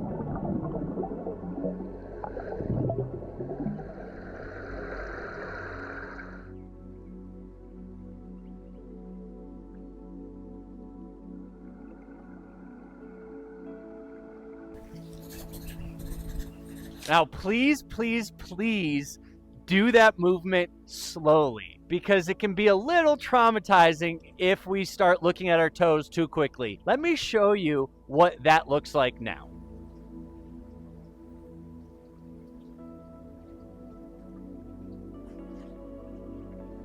Way number 2 for standing back up is a little bit more complicated, but let's practice it anyways. It's going to go in 2 steps. Step number 1, we're going to draw our feet in towards our chest, kind of like we're sitting in a chair. And then we're going to do a big circle with our arms. And that's going to shift our momentum forward so that we can bring our feet back down to the bottom of the pool. But better than me explaining it, let me show it to you right now.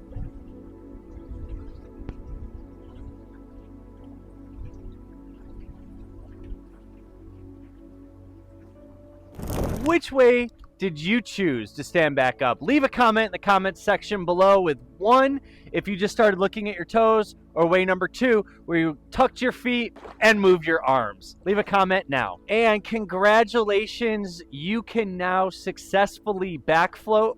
From here, we're going to start to add arms to the movement so that we can actually start propelling ourselves through the water effortlessly on our back. So here is what that looks like. It's going to be done in 3 very specific movements. Movement number 1, we're going to bring our arms up to our armpits like this. Step number 2, we're going to bring our arms straight out like we did earlier, sort of like an airplane. And then step number 3, we're going to pretend like we're flying like a bird, and we're just going to bring our arms back down to our side. So once again, step 1, hands up to our armpits. Step 2, arms straight out to the side. Step 3, move those arms down to our side. And that process looks like this.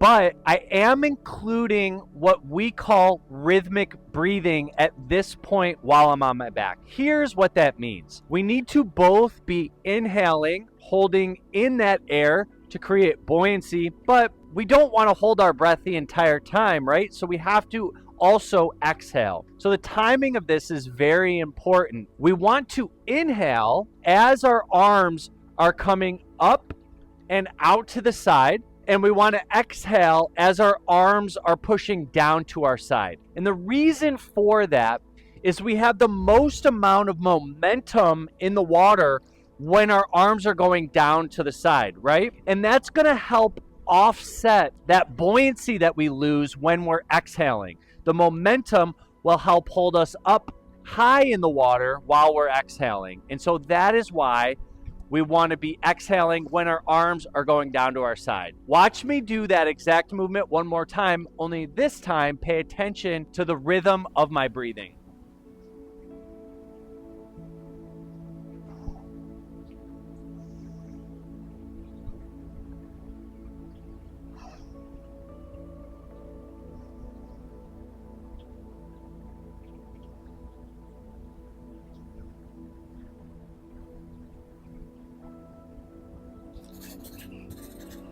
All right, now you have the proper technique on how to propel yourself through the water effortlessly on your back, and we know how to rhythmically breathe so that we can maintain our buoyancy in the water. From here, I want to talk about the 2 most common mistakes that new swimmers make when trying or beginning to propel themselves through the water. And far and away, mistake number 1 is not doing this effortlessly or using too much force throughout the entire movement. Remember, this is meant to be peaceful and effortless. It's not meant to be like we're just flopped off a cliff as a baby bird and can't fly, so we're flopping our wings as hard as we can. I hope that analogy lands. I don't know. But nonetheless, let me show you what not to do, which is looking like that baby bird, flopping its wings quickly. And then I'll show you what to do. Check it out. Here's way number 1, what not to do.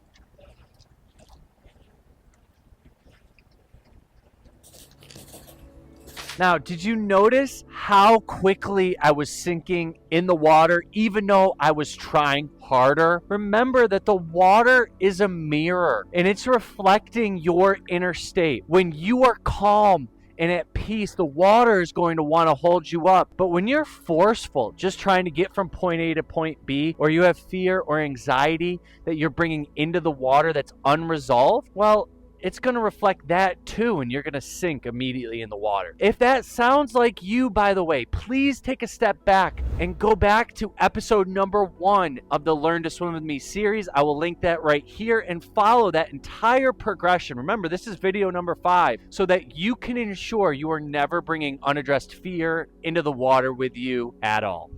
Mistake number 2, I'm going to show you against my better judgment because it doesn't feel very good, and that is when we lean our head too far back and actually get water in our nose. And I urge you not to do this because it, as I mentioned, it does not feel good. But nonetheless, I'm going to show you in example number 1, what it looks like and what happens when we lean our head too far back. And then I'm going to tell you how to clear out your nose if it ever happens. And then I'll show you way number 2, just how to make sure that doesn't happen. So here's way number 1, what to avoid.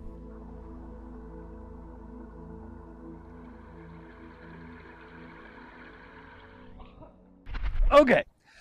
So if that happens to you, a couple of things that are really, really important. Number 1, immediately try to blow it out. Don't be bashful or shy. Just pretend like the pool is a Kleenex and try to blow all of that out because it does not feel good.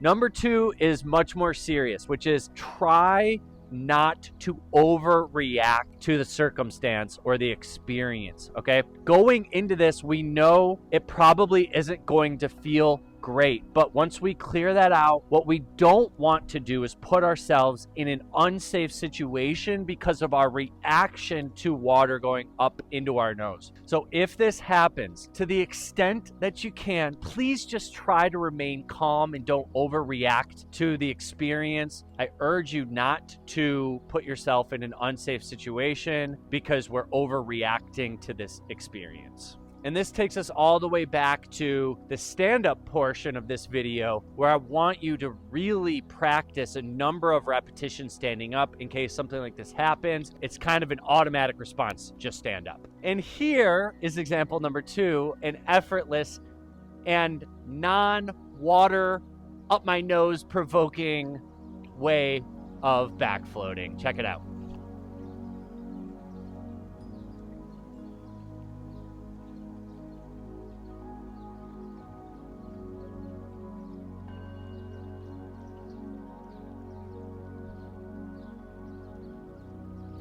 Congratulations to you. Not only can you back float, but you can start to create movement in the water and propel yourself across the pool with effortless back movement. Let me try that again.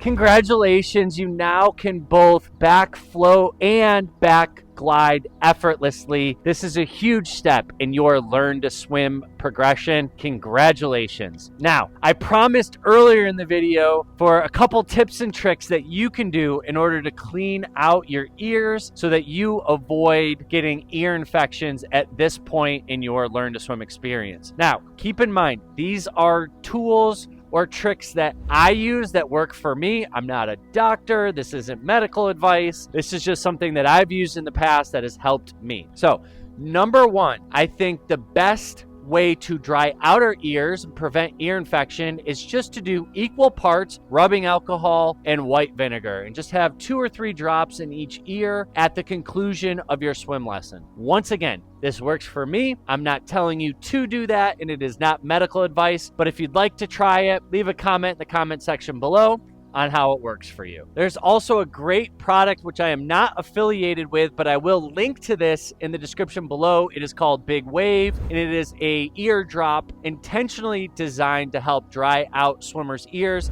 to help get all the water out and make sure you don't get an ear infection. Once again, I'll link that in the description below. You will learn how to effortlessly roll your body over from your front to your back to get another peaceful breath. So step number one, we're just gonna start in a static front float. We're gonna reintroduce that, and I want you to practice that 3 to 5 times for 10 to 15 seconds. So step number one looks like this.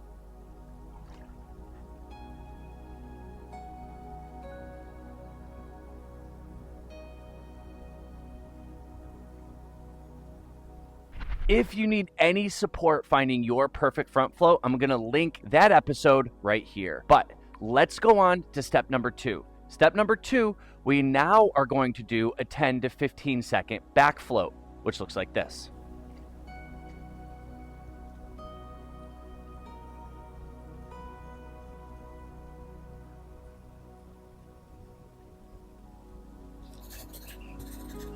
Remember, we're only building on our 2 static floats. If you need any help with your back float, we just covered that in episode number 5. I will link that right here. Next step, we are going to learn how to transition from our front to our back from a static or not moving position. Now, keep in mind, this is going to be a little bit more challenging than when we actually have momentum in the water or when we're creating forward propulsion. But nonetheless, we need to get comfortable having repetition and practicing this movement. So let's cover the 3 most important steps when rotating from our front to our back. The most important step number 1 is not lifting our head forward or lifting it up during our rotation. All right, our rotation is going to consist of 3 very, very simple parts. Part number 1 is our nose is facing straight down the bottom of the pool. All right, step number 2, we move that nose to the side, and then our ear is facing straight down to the bottom of the pool. And then step number 3, we continue that rotation so that the back of our head is facing down the bottom of the pool and our eyes are looking straight up. We never lift our head forward because, as we've talked about in previous videos, our head weighs a lot, which means that weight is going to push the rest of our body down to the bottom of the pool, which makes this movement, especially from a static position or when we're not moving, nearly impossible to do. Let me show you in example number 1 the correct way to go about doing this rotation, and then in example number 2 I'll show you the incorrect way where I actually lift my head. Here's example number 1, the correct way.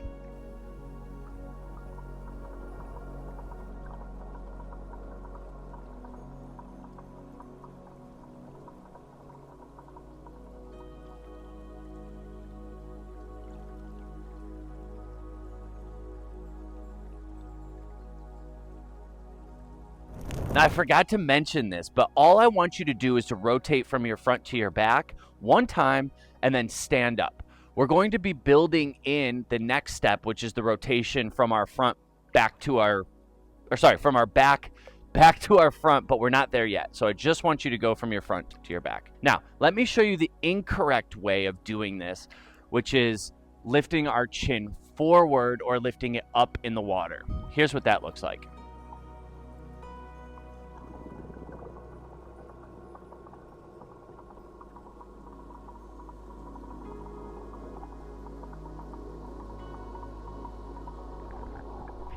Did you see what happened? My body, when I lifted my head up, immediately started to sink in the water. And then when I completed my rotation, which I was able to do, I was under the water, which for a brand new swimmer can be a very scary or intimidating process. So once again, our nose is down, our ear is down, and then the back of our head is down. So that is step number 1 that we have now completed. All right, step number 2 actually has 2 parts, and this has to do with how we actually rotate from our front to our back, how we create that rotational movement. Part 1 of that is we need to turn our hips towards the side that we're rotating, okay? Which means that if I am looking from the bottom of the pool and I turn my head to the right because I'm going to be rotating right, then we want to also turn our hips to the right, okay? And this just helps our body start to create that movement towards the right. From there, as our arms are out to our side, our right arm comes down towards my body and my left arm comes down towards my body. Imagine this like you're a kid rolling down a hill. What is the way that our arms go for rolling down a hill? Well, we tend to kind of hug ourselves so we can be like a log rolling down a hill. It's that same movement with our arms that we're going to create in the water. So our right arm comes in towards our body, our left arm comes in towards our body, our hips open up, and we rotate completely onto our back. Let me show you in slow motion what that movement looks like so that you can master this as step number 2.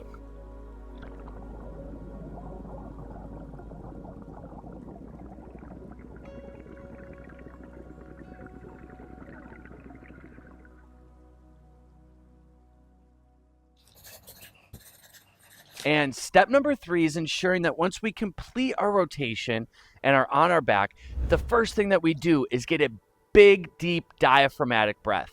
Remember, I've covered this in many prior videos, but more air in our chest means more buoyancy in the water. And so we want to make sure that as soon as we complete that movement, that the first thing we do is fill up our lungs with air.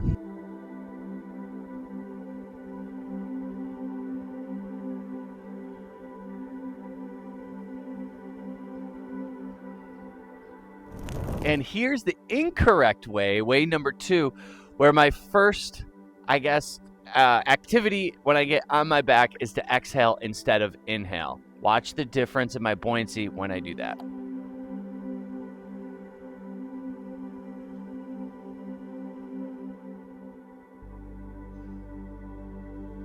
All right, that finishes our rotation from our front to our back. Now, let's talk about our rotation from our back to our front. All right, and this is done in a very similar way. Step number 1 when we're rotating from our back to our front is first ensuring that we get a very deep breath. Remember, the point of us rotating on our back right now, outside of preparing for where we're going to go with our side breath and freestyle, is that we have all this air up here that we can get for free and take a huge deep breath. So we want to make sure that we're getting that deep breath as step 1 before we begin the rotation. Let me show you what that looks like right now.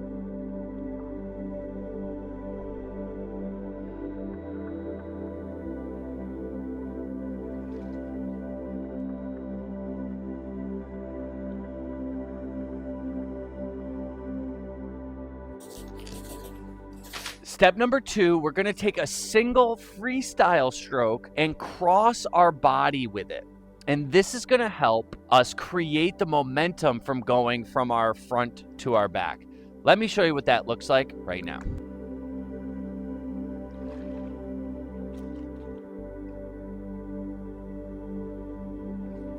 And step number 3 has to do with our head position. We want to make sure that we're not, 1, looking at our toes when we're doing this rotation, and 2, that we keep the back of our head facing the bottom of the pool for part 1. Part 2 is our ears facing the bottom of the pool. Part 3 is our nose is facing the bottom of the pool. I'm going to show you 2 examples. Example number 1 is the correct way of completing that rotation, and in example number 2 is going to be the incorrect way, where instead of keeping my head, my ear, and my nose looking down, I'm going to lift my head up and actually start looking at my toes. Watch how quickly I sink in that. But before I do that, here's example number 1, the correct way.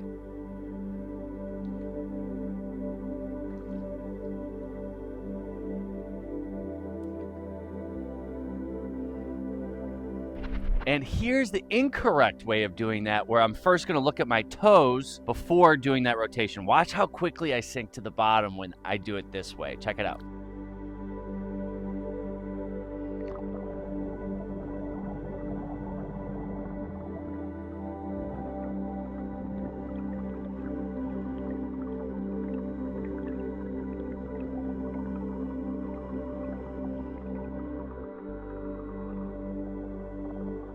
Isn't it amazing the sort of like nuanced details of what ensures that we stay buoyant versus how easy it is to make a small technical mistake, either in not taking a deep enough breath or in our head position being off and us sinking in the water. And so this is really the point in our curriculum where it's worth slowing down and ensuring that you're getting enough repetition and enough practice to make sure that your technique is correct every single time before progressing on to the next stage in either this video or our future videos that have yet to come. But congratulations, we now have learned how to rotate from our front to our back and our back to our front. Those are steps 1 and 2.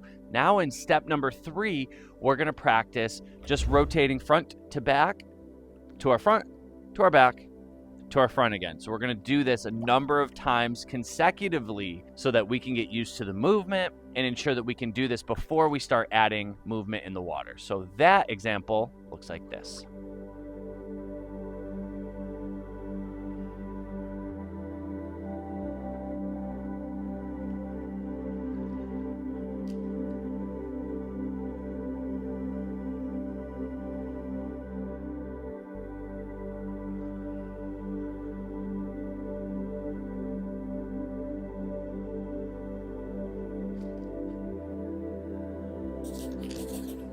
All right, it's time for step number 4, where we're actually going to start to add our arms into the equation and begin our rotation while we're moving in the water. Now, it is really important, and I teach all of my students this. I like for us to have 2 complete arm cycles before we begin our first rotation from our front to our back, and then 2 complete arm cycles on our back before we move from our back to our front. So let me show you now what that looks like.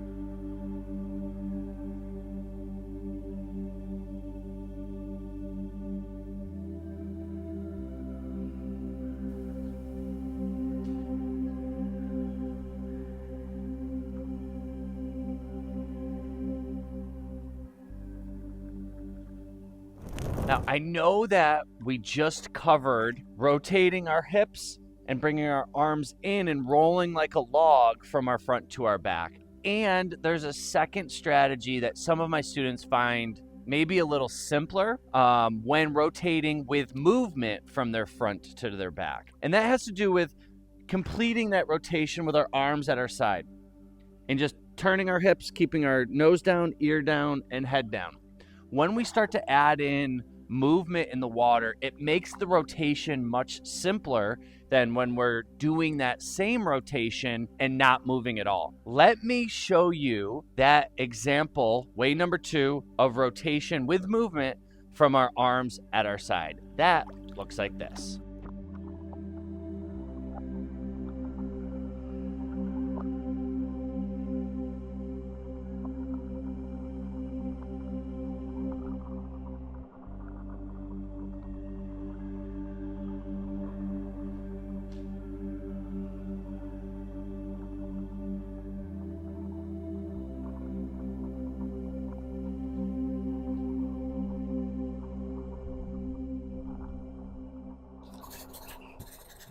And so what I would like you to do right now is practice those 2 strategies and find which one of those 2 is right for you. And then leave a comment in the comment section below, whether that's way number 1, we'll call that the log roll, so write log roll, or way number 2, which is our arms at our side. So just add way 2, arms at our side in the comment section below. Add that now. And welcome to part 9, where you will learn basic introductory freestyle and flutter kicking techniques.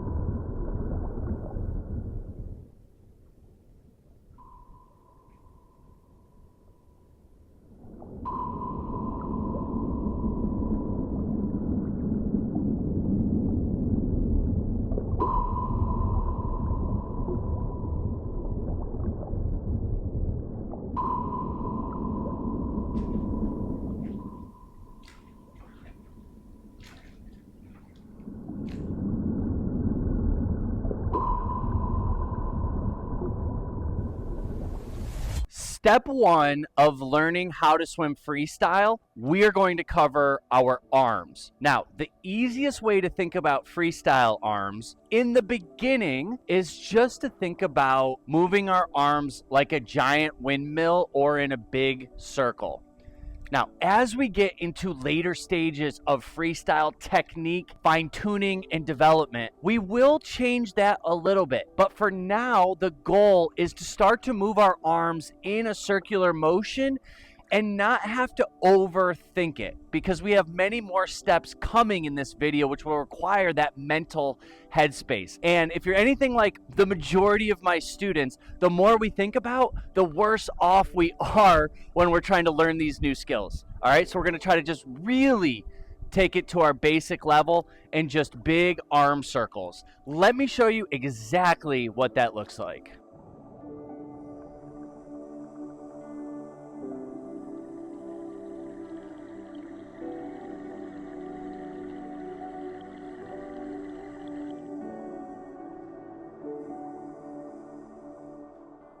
I would love for you to practice this movement a minimum of 10 to 20 times before moving on to step number 2.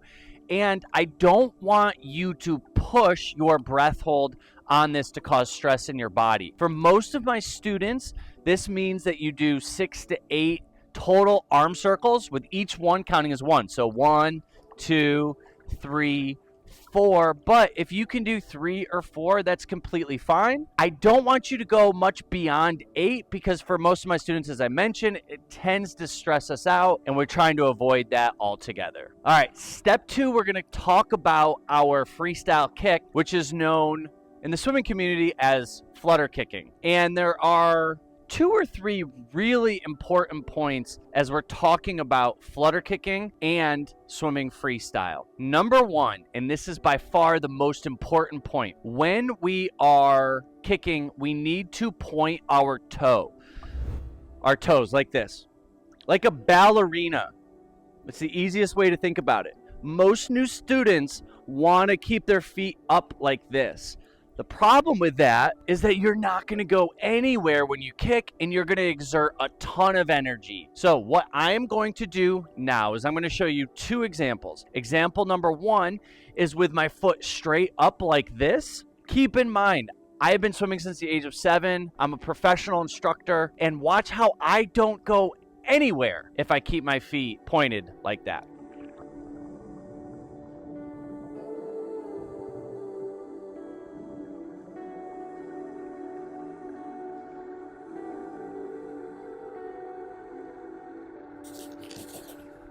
All right, now here is example number 2, where I actually am pointing my foot and my toes down. Watch the difference in how quickly I am able to move through the water. Check this out.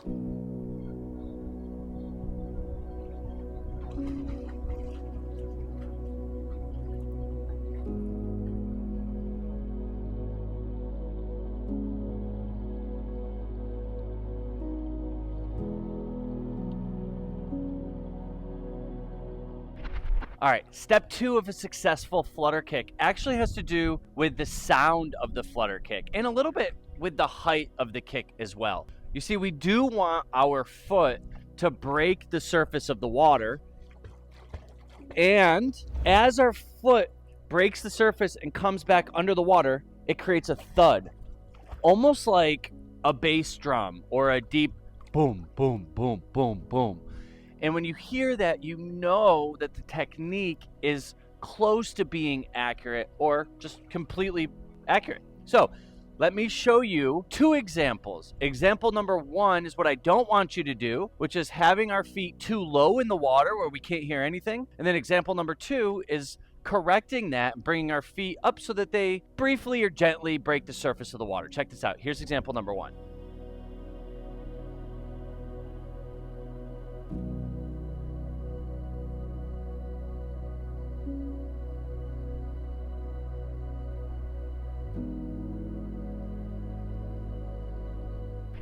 And here's example number 2, where I now bring my feet up to gently break the surface of the water. Check this out.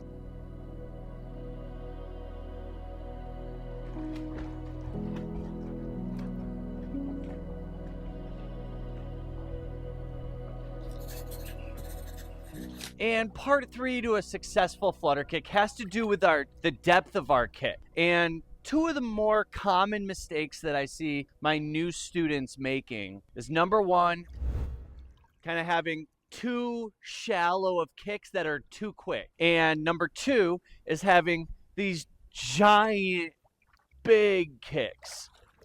And what I want out of our depth is somewhere in between. Okay, there isn't an exact science as we're beginning the process. I just want us to get as close to what feels right as possible. And for most of my students, that's, I don't know, a foot and a foot or a foot and a half depth between our kicks. So I'm going to show you 3 examples right now. Example number 1 is too shallow. Example number 2 is too deep or too much space between our kicks. And example number 3 will be somewhere in the middle or kind of the sweet spot of flutter kicking. Here is example number 1.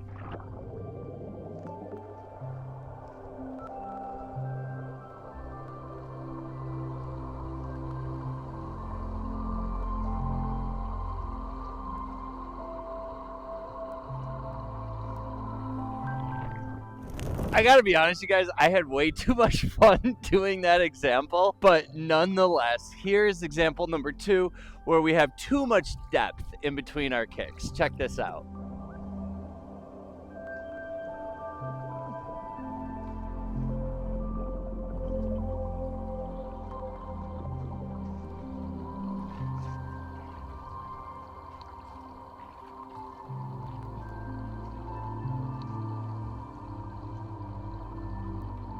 Now, what I noticed in example number 1 and example number 2 is I'm using a lot of energy and not really accomplishing anything with my kicking. And so that's what leads us to number 3, where we kind of take the middle route between too narrow and too wide, and we go right in the middle. Check out what that looks like and how much more efficient it is for our flutter kicking process. Check this out.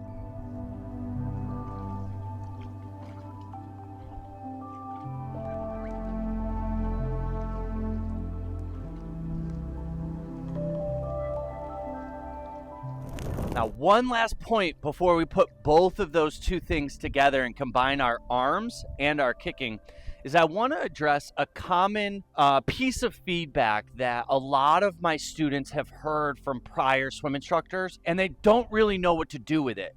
And that is, you need to have flexible ankles, okay? Many swim instructors are well-intentioned with saying you need to have flexible ankles when you kick. But as a brand new swimmer, you're thinking, how the heck do I make my ankles more flexible? And so I want to say 2 things about that. Number 1, if you've heard this in the past and you don't know how to do that, it's completely okay. It is a confusing term. And I don't want us to worry about that too much yet. I just want us to get used to and practice the movement. You see, the truth is that as we get more comfortable kicking, our technique will fine-tune a lot by itself, because we'll become more comfortable with the movement, more relaxed in the movement, and we'll start thinking about it less. And it will move from a process where we have to always think about what we're doing to more of like an automatic process in the body, like breathing. We don't have to think about breathing. That will happen with more practice and exposure. So keep practicing and don't worry about it too much. Now, if, let's say, you are in swimming lessons right now and your instructor is using these terms or wanting you to do that, I think the easiest way to practice having more flexibility in our ankles is to put on a set of flippers and practice kicking with flippers on, and then take them off and practice kicking again. The additional length and flexibility of a flipper helps our ankles and our kick be able to have that flexibility in it. And there's something about the flipper that really helps make that mind-body connection. So I wanted to offer that point to you in case you are actively in swimming lessons. That way you can practice. But if you're not, please put that to the side if you've heard it. And now we will move on to the next step, which I think is step 3 in the process, where we're combining our arms and our kicking. And we're only swimming 6 to 8 strokes with both of those together, which looks like this.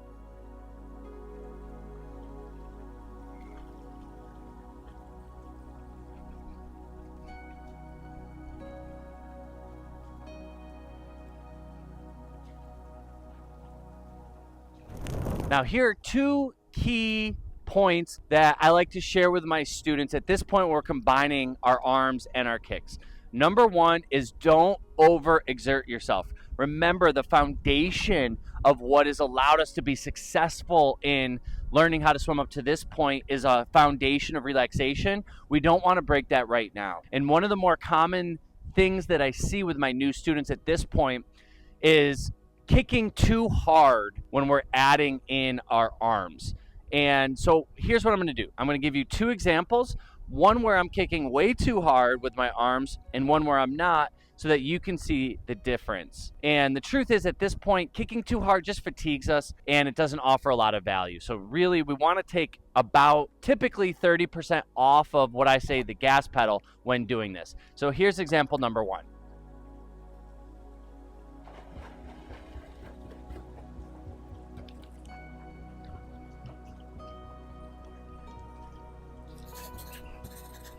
And here is example number two, where we take that 30% off of the gas pedal of our kicking and make it a much more relaxed process. Check it out.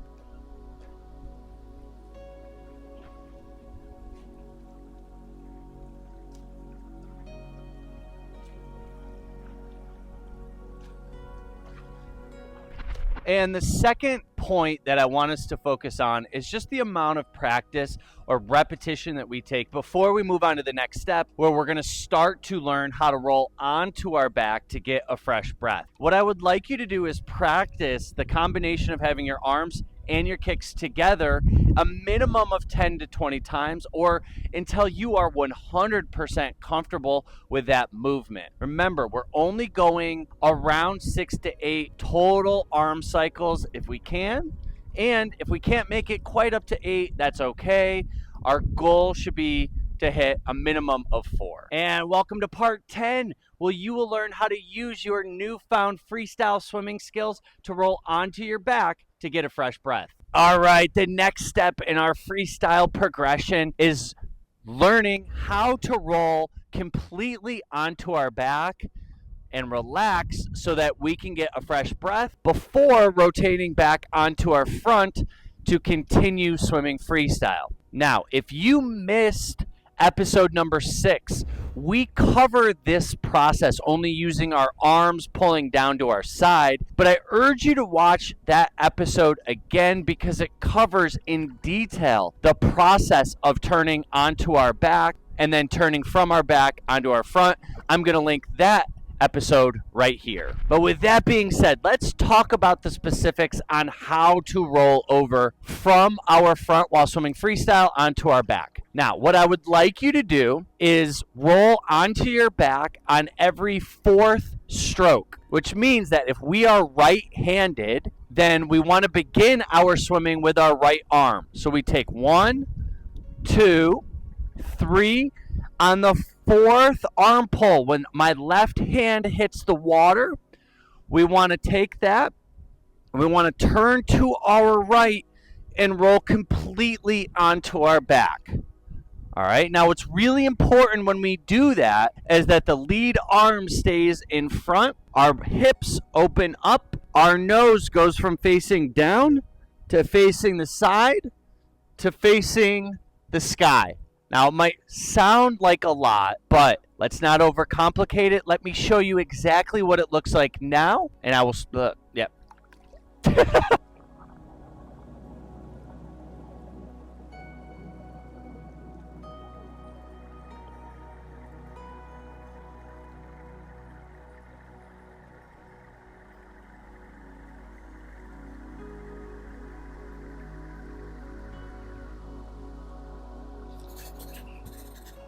All right, step 2, and I'm sure you noticed it in that prior shot, is what we do once we're on our back. Now remember, our arms have a 3-step process. 1, coming up to our armpits. 2, out to the side. 3, push down. All right, I want you to complete a minimum of 2 of these cycles before rotating back onto our front. And do so as relaxed as possible. Remember, the point of us rolling onto our back is to be able to breathe and to recover, to regain some of our energy so that we can continue swimming further distances. All right?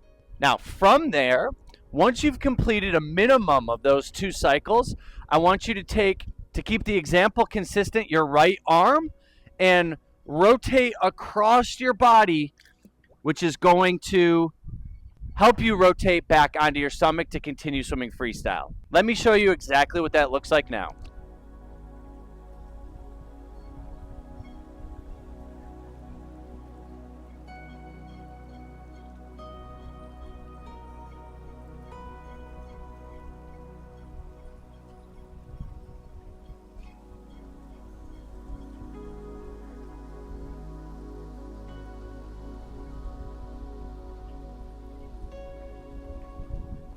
Now, the 2 most important things that you can do when you are rotating from your back to your front is, number 1, I mentioned this already, maintain relaxation the whole way. But number 2 is right before our arm is crossing over our body so that we rotate onto our front, I want you to get a very deep breath. This is when we get all of the fresh air so that we can swim our 4 strokes on our stomach without having to panic or feel like we're out of air. Let me show you that example again, only this time focus in on the timing of my breath in relation to when I'm rotating back onto my stomach. Check this out.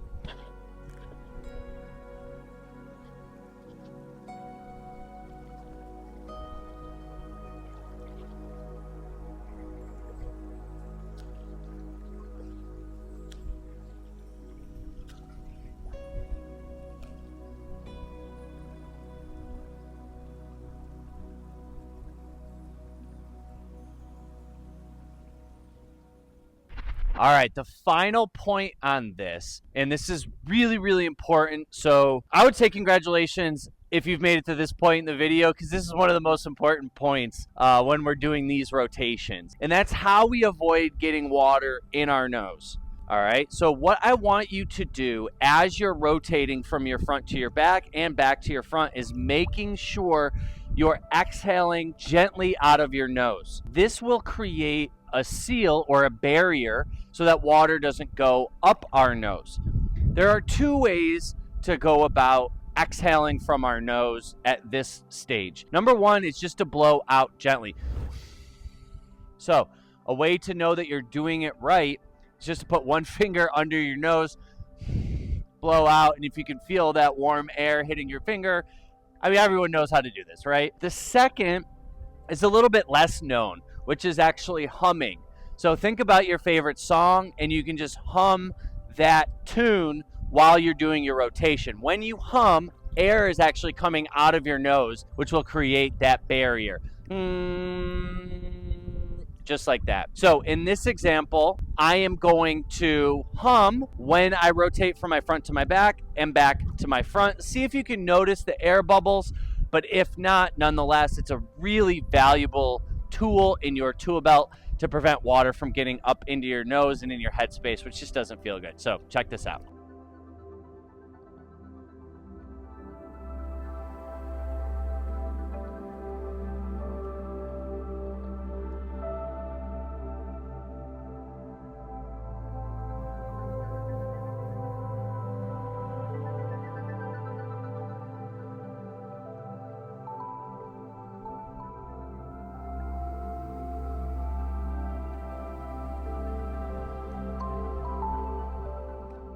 All right, at this stage, after you've gone to the pool and you've practiced these movements, if you have questions, concerns, comments, or you just want more access and more private coaching with me or Coach Meredith, then I urge you to click on the link in the description below and join our community. We have 130 or more members at the time of recording. All of us are going through this Learn to Swim journey together, and we would love to support you, especially as we get later into these stages where things can tend to get a little bit more complicated for new swimmers. So click on the link in the description below and come join us. Now, we are not going to be rolling completely on our back forever. This is just an in-between step that helps our body get used to the movement of rolling to our side. all right, which is where we're going in episode number 8, where we start to roll a little bit less. So we're not going to go completely onto our back, and we're actually going to stop and learn how to do the skill that most swimmers think about when they think about swimming freestyle, which is getting a side breath. So let me show you what we have to look forward to coming up in episode number 8.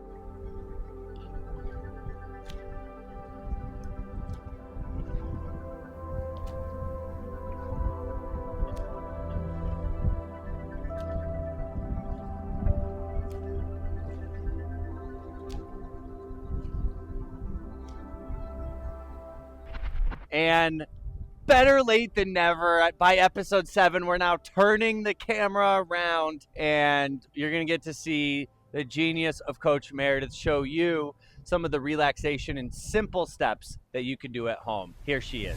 In step 1, we are going to go over what Coach Jeff was just sharing with us earlier in the video, and that is the difference between having our feet flexed like this or pointing them like a ballerina.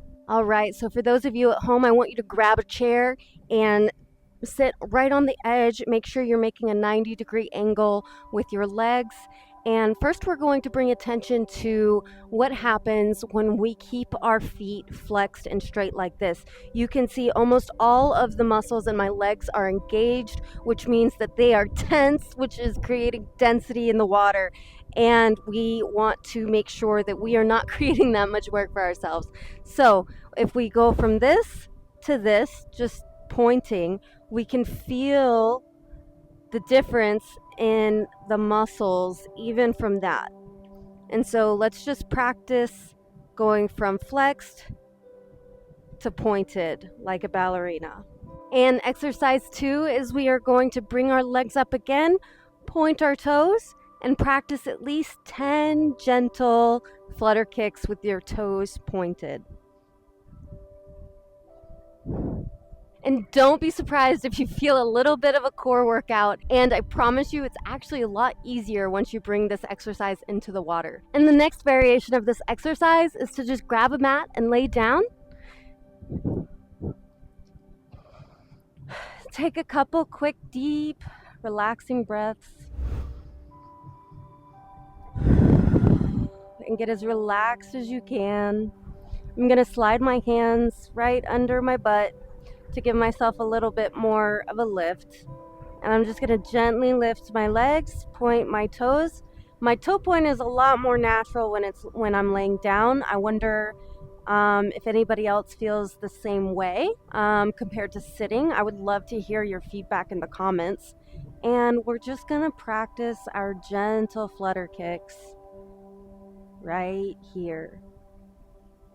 All right, and those are 3 different ways to practice your flutter kicks at home. I mean 2. I do know how to count. This next exercise is for those of you who want to practice your movement on your back, like Coach Jeff showed us earlier at home. Another reason practicing this at home is really beneficial before and after you bring it to the pool is we a lot of times have a lot of stress and tension, and that almost always is held in our shoulders. And so practicing this movement can help us loosen up. That way we are a lot more fluid in our movement when we do bring it into the water with us. So what I want you to do is just lay down. Make yourself as relaxed as you can. Let's take a big, deep, relaxed breath. And now we're going to practice bringing our thumbs up our side. And as we reach out, we really want to reach in each direction. We're going to turn our palms down to our feet and pretend like we're gently pushing water down to our side. And again, practice a big, deep inhale. And here is when we could start to hum or gently blow out. And one more time, big, deep breath. Pushing out, stretching, and palms down to our feet, and a gentle hum or exhale. And let's put it all together one last time.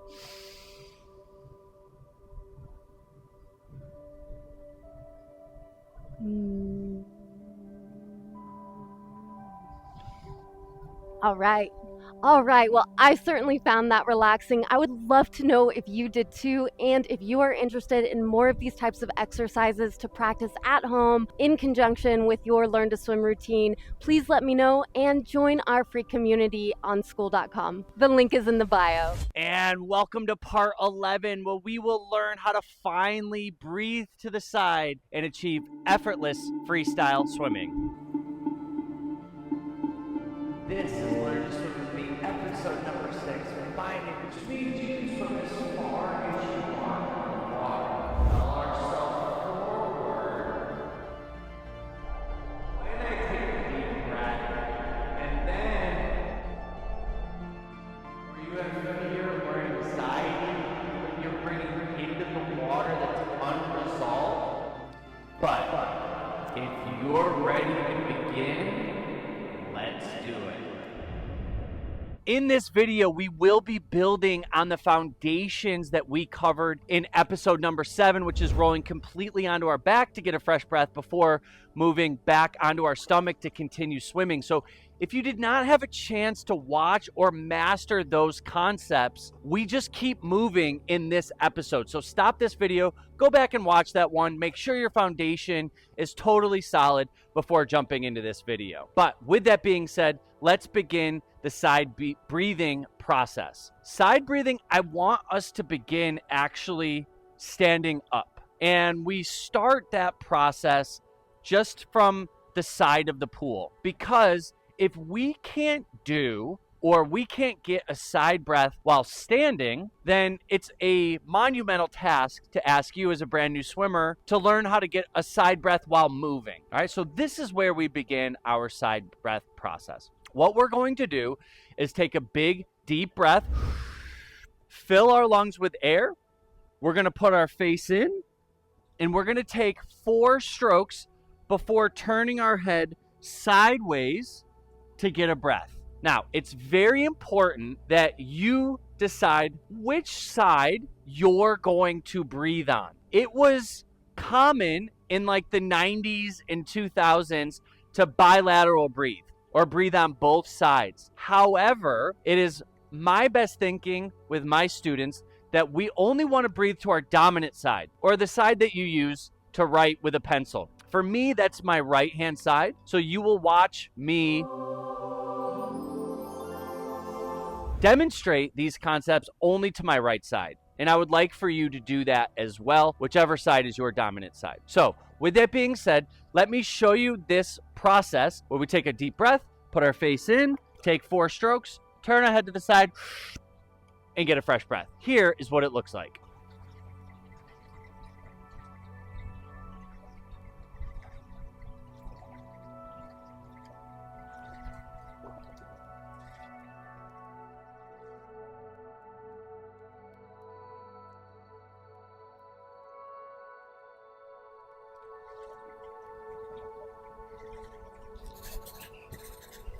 Step number 2 of learning how to side breathe from a standing position is beginning to exhale underwater. And I'm going to show you 2 different examples of how to do that. And I want you to practice both and then choose whichever one of those 2 is most comfortable for you. Way number 1 is a continuous, gentle exhale from the moment we start putting our face in the water. Way number 2 is waiting until our 4th stroke and having a more forceful or intentional exhale at that point before turning our head to breathe. Let me show you example number 1 first, and then I'll show you example number 2 so that you can practice both and decide which one is right for you. Here's example number 1.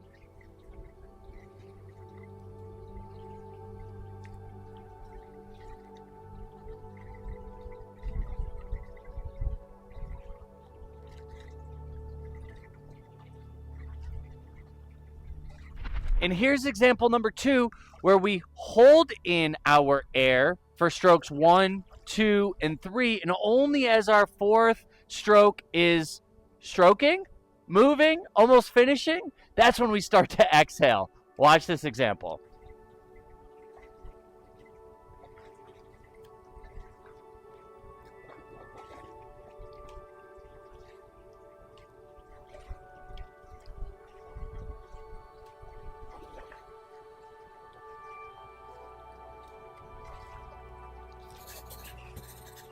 Now, before we go on to step number 3, I want you to do a self-check-in and ask yourself, are you actually breathing when you turn your head to the side? It is really common when we're learning a brand new skill, especially side breathing, to not actually breathe when we open our mouth. It's sort of a defense mechanism that our body uses. And I would say around 8 out of 10 of my students don't actually breathe when turning our head to the side. So what I want you to do, one, is check in with yourself and answer that question. Are you actually breathing? If the answer is yes, then let's progress on to step number 3. If the answer is no, then I want you to stay here at this step, continue practicing until 10 times in a row you are breathing in when you're turning your head to the side. You see, there's no point in us progressing to more advanced skills until we get a full breath, a full inhale into our lungs, because everything just keeps building onto that. So stop the video at this point and answer that question. Step number 3, we're going to begin swimming freestyle and breathing on the 4th stroke. I only want you to do 1 full repetition of this before stopping and restarting and then answering that same question we just asked, which is, are you actually breathing? So let me show you what I want step number 3 to look like now.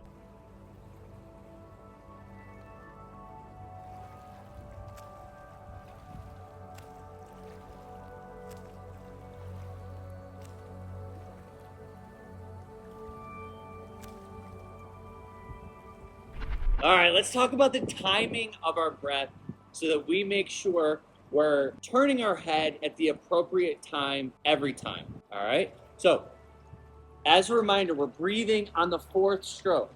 So as our 4th arm, which for me is this arm, starts to come forward and hit the water, my body opens up. Starting from my hips, I roll to the side, I extend my arm, and my head turns from my nose looking straight down at the bottom to my ear looking straight down at the bottom to get my breath. And then my next arm continues moving, and as my now right arm finishes this stroke and starts to come forward, my body rolls back to the center point, and my face looks back down at the bottom of the pool. Let me show you the timing of this one more time, and then we'll go into the 3 most common mistakes that new swimmers make at this point with timing. So check this out. This is the way I want it to look.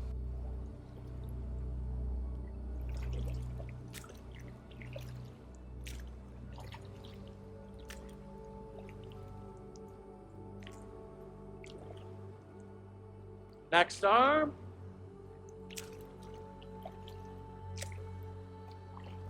Common mistake number 1 that I see really most often are students turning their head too late. And when we turn our head too late, what ends up happening is we're turning our head into our armpit when we're trying to take a breath. And there's a couple of problems with this. Number 1, as our arm is coming forward, it's bringing a lot of water. So it can tend to get water in our mouth and in our nose, which is just uncomfortable as we're starting out. Number 2, as our arm is coming forward, and we're turning our head, it makes it really tricky to get a good breath when our face is in our armpit. So we really want to avoid that if we can. Let me show you what that looks like to have a delayed or too late turning of our head for the side breath. Check it out.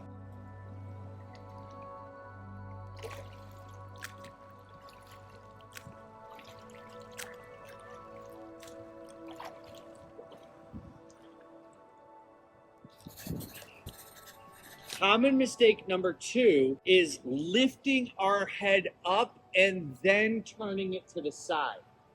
And this becomes really problematic because, as I've mentioned in many other videos in this series, our head weighs a lot. And any time that we lift it up, our body, the rest of our body, if this is my head and this is my legs, our body will start to sink in the water and we start pushing a lot of water. The other problem with that is we're lifting it up and turning it is And I've corrected this from a prior video where I said this was Einstein, but this is Newton's third law. I think it was Einstein that said that every action has an equal and opposite reaction, which is every action has an equal and opposite reaction. So when we lift our head up and turn it, what's going to happen is our head has to come back down, and then we end up submerging ourselves underwater, which makes it very difficult for us to get a breath. But nonetheless, let me show you what it looks like to lift our head forward into the side, which is something we completely want to avoid. Check this out.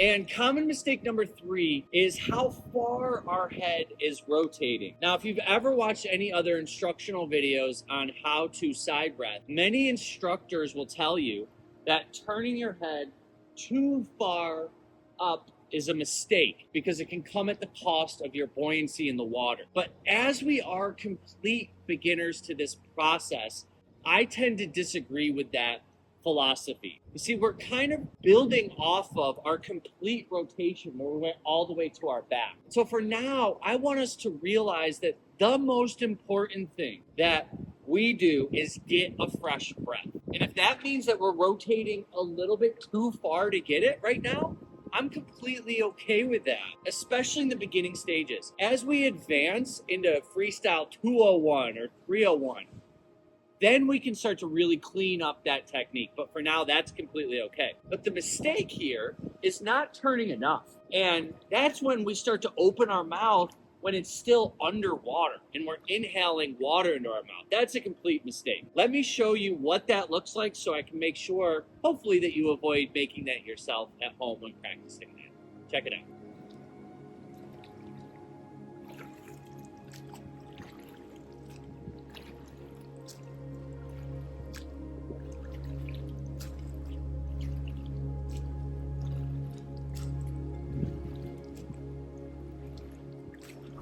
All right, the next step in our side breathing progression is to complete one cycle of turning our head to the side and breathing. And then we're gonna complete a full second cycle, only we're gonna turn completely onto our back and relax and get a fresh breath on our back. And then stand up. So put this all together. 4 strokes. 1, 2, 3, 4. Turn your head to the side and breathe. Head back down. 1, 2, 3, lead arm rolls all the way onto our back, and we hang out and make sure we're getting a full breath of air and we're recovering and relaxing. Let me show you what I want that to look like.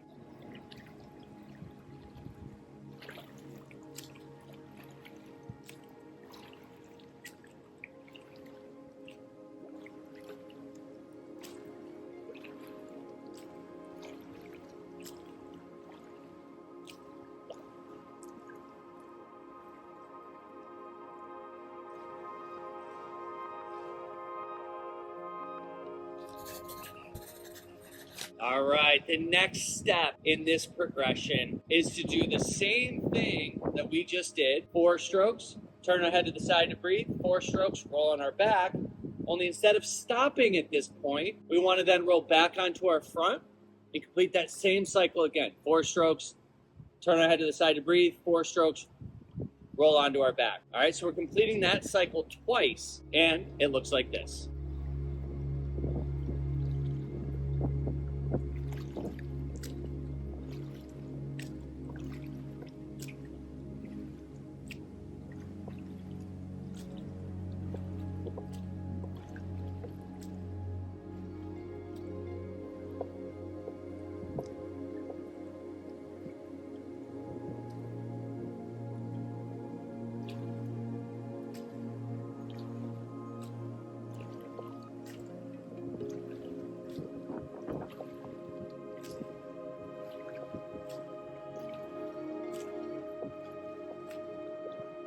All right, the next step in this progression is to do 2 cycles of side breathing before 1 cycle of rolling onto our back. And that looks like this.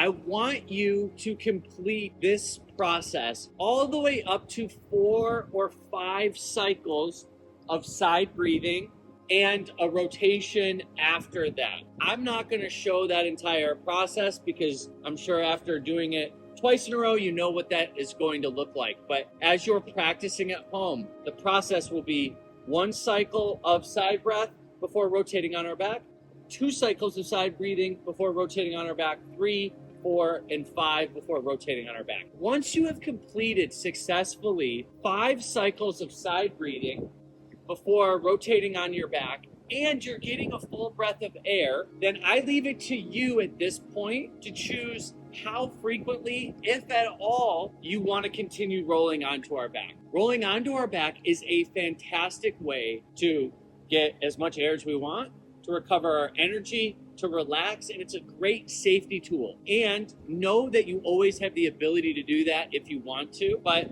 once you've hit 5 side breaths in a row, there's not really the biggest need for it at that point moving forward. Now, as promised earlier in the video, I want to go over a few simple drills that you can do at home to increase your efficiency when swimming freestyle. And then I'm actually going to add in a bonus, which are 2 of the 3 most common mistakes that new swimmers make when swimming freestyle. All right, so let's start with the most important swimming drill, I think, which is called catch-up drill. Okay, catch-up drill is meant to make our strokes longer by forcing us to touch our hand in front before starting our next stroke.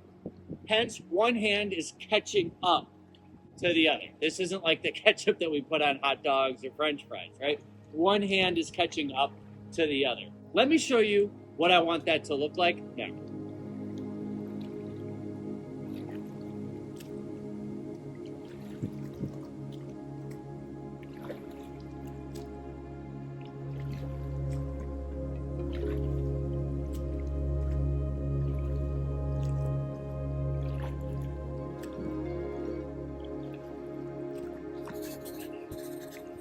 All right, drill number 2, I would say is a little bit less of a drill and more of a process, and it helps build on catch-up drill a little bit, and that is increasing our distance per stroke with every stroke. So here's what I want you to do to practice this. I want you to swim across your pool 1 length and count the number of strokes that you're taking. Each hand touching counts as 1. 1, 2, 3, 4. Right? So just count the number of strokes it takes you to complete 1 length. Then on the next length, I want you to try to reach further, which means normally that instead of just entering the water and immediately beginning to pull, we want to lengthen out the arm, extend the arm before we pull, extend before we pull. And the goal of length number 2 is to decrease your total number of strokes by 1. So let's say you took 20 on the first length. The second length, your goal is to complete that same distance in 19. All right, then I want you to do it again and try to hit 18. And I want you to do that process until you have reached a point where you believe you achieved sort of maximum efficiency with freestyle. All right, you see a lot of new swimmers will just turn their arms over and over again, and it's super fatiguing, especially if we're adding in really hard kicking into that process. So lengthening it out not only increases the efficiency, it makes it so that you're a little bit less tired. All right, let me show you what I want that to look like here with 2 lengths of the pool. The first one I'll turn my arms over too quickly, and then I'll increase my efficiency on the second one. Check it out.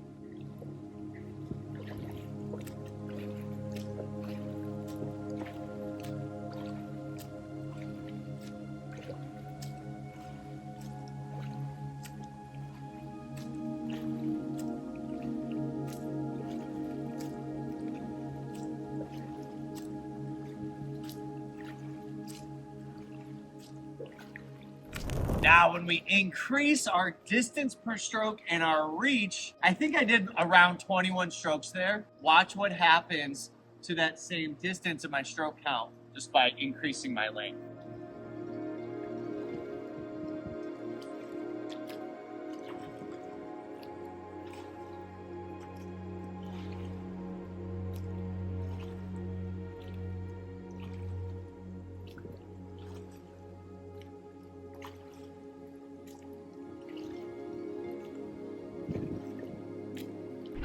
How awesome was that? On the first length, I took 21 strokes. On the second length, I only took 10. And it's really important to know, I'm not asking you to drop your total stroke count by half. I showed that so that I could really emphasize the point. Remember, your goal is only to drop one stroke every time you do this until you reach your place of maximum efficiency with swimming freestyle. And let's move on to drill number 3, which I just call high reach drill. And the goal of this is just to reach our arms up as high as we can in the water.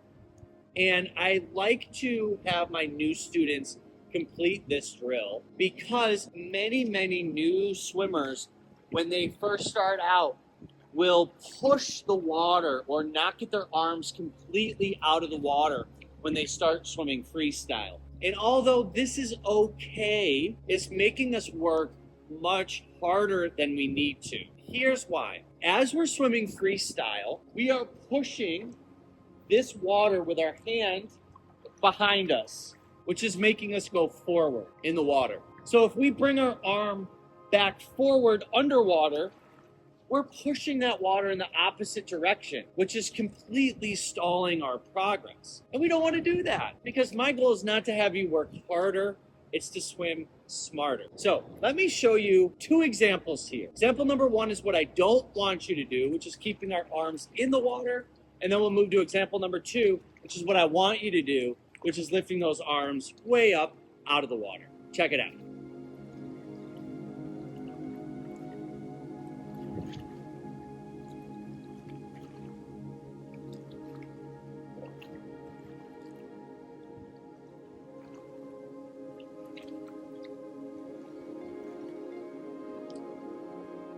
Now, this is what I want you to do.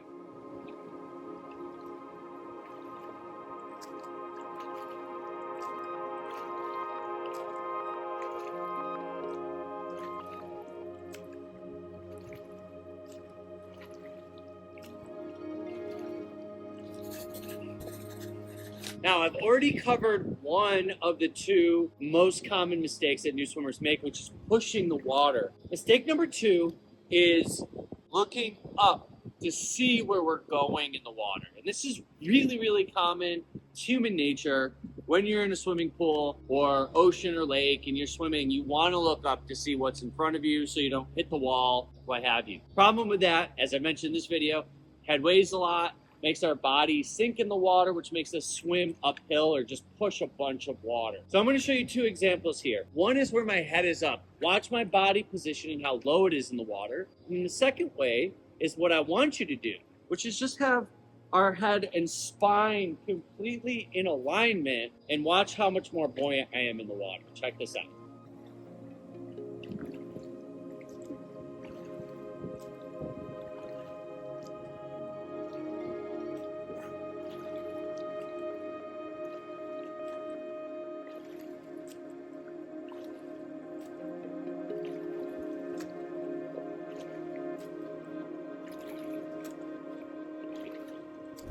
And I tell you, that is hard work swimming like that. So instead of having our head up looking where we're going, I want you to have your spine in alignment, which looks like this. Congratulations, everyone.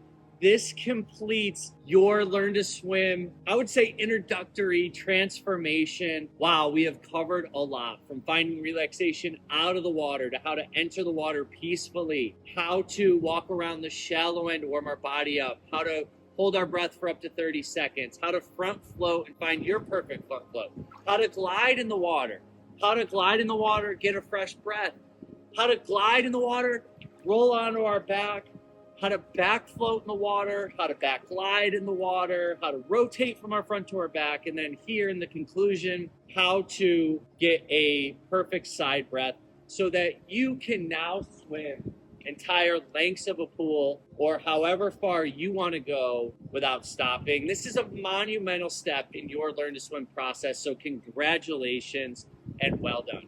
If you are struggling with any part of this process, I urge you to come join our Learn to Swim community. At the time of this filming, we have over 130 swimmers just like you learning how to swim for the first time And we have great tips and tricks, courses, 30-day Learn to Swim accelerator programs where we will teach you how to do this entire transformation process and guide you every step of the way in 30 days. And then we also have epic Learn to Swim 6-day retreats here in San Juan, Puerto Rico. And you can get all of that information by clicking on the link in the description below.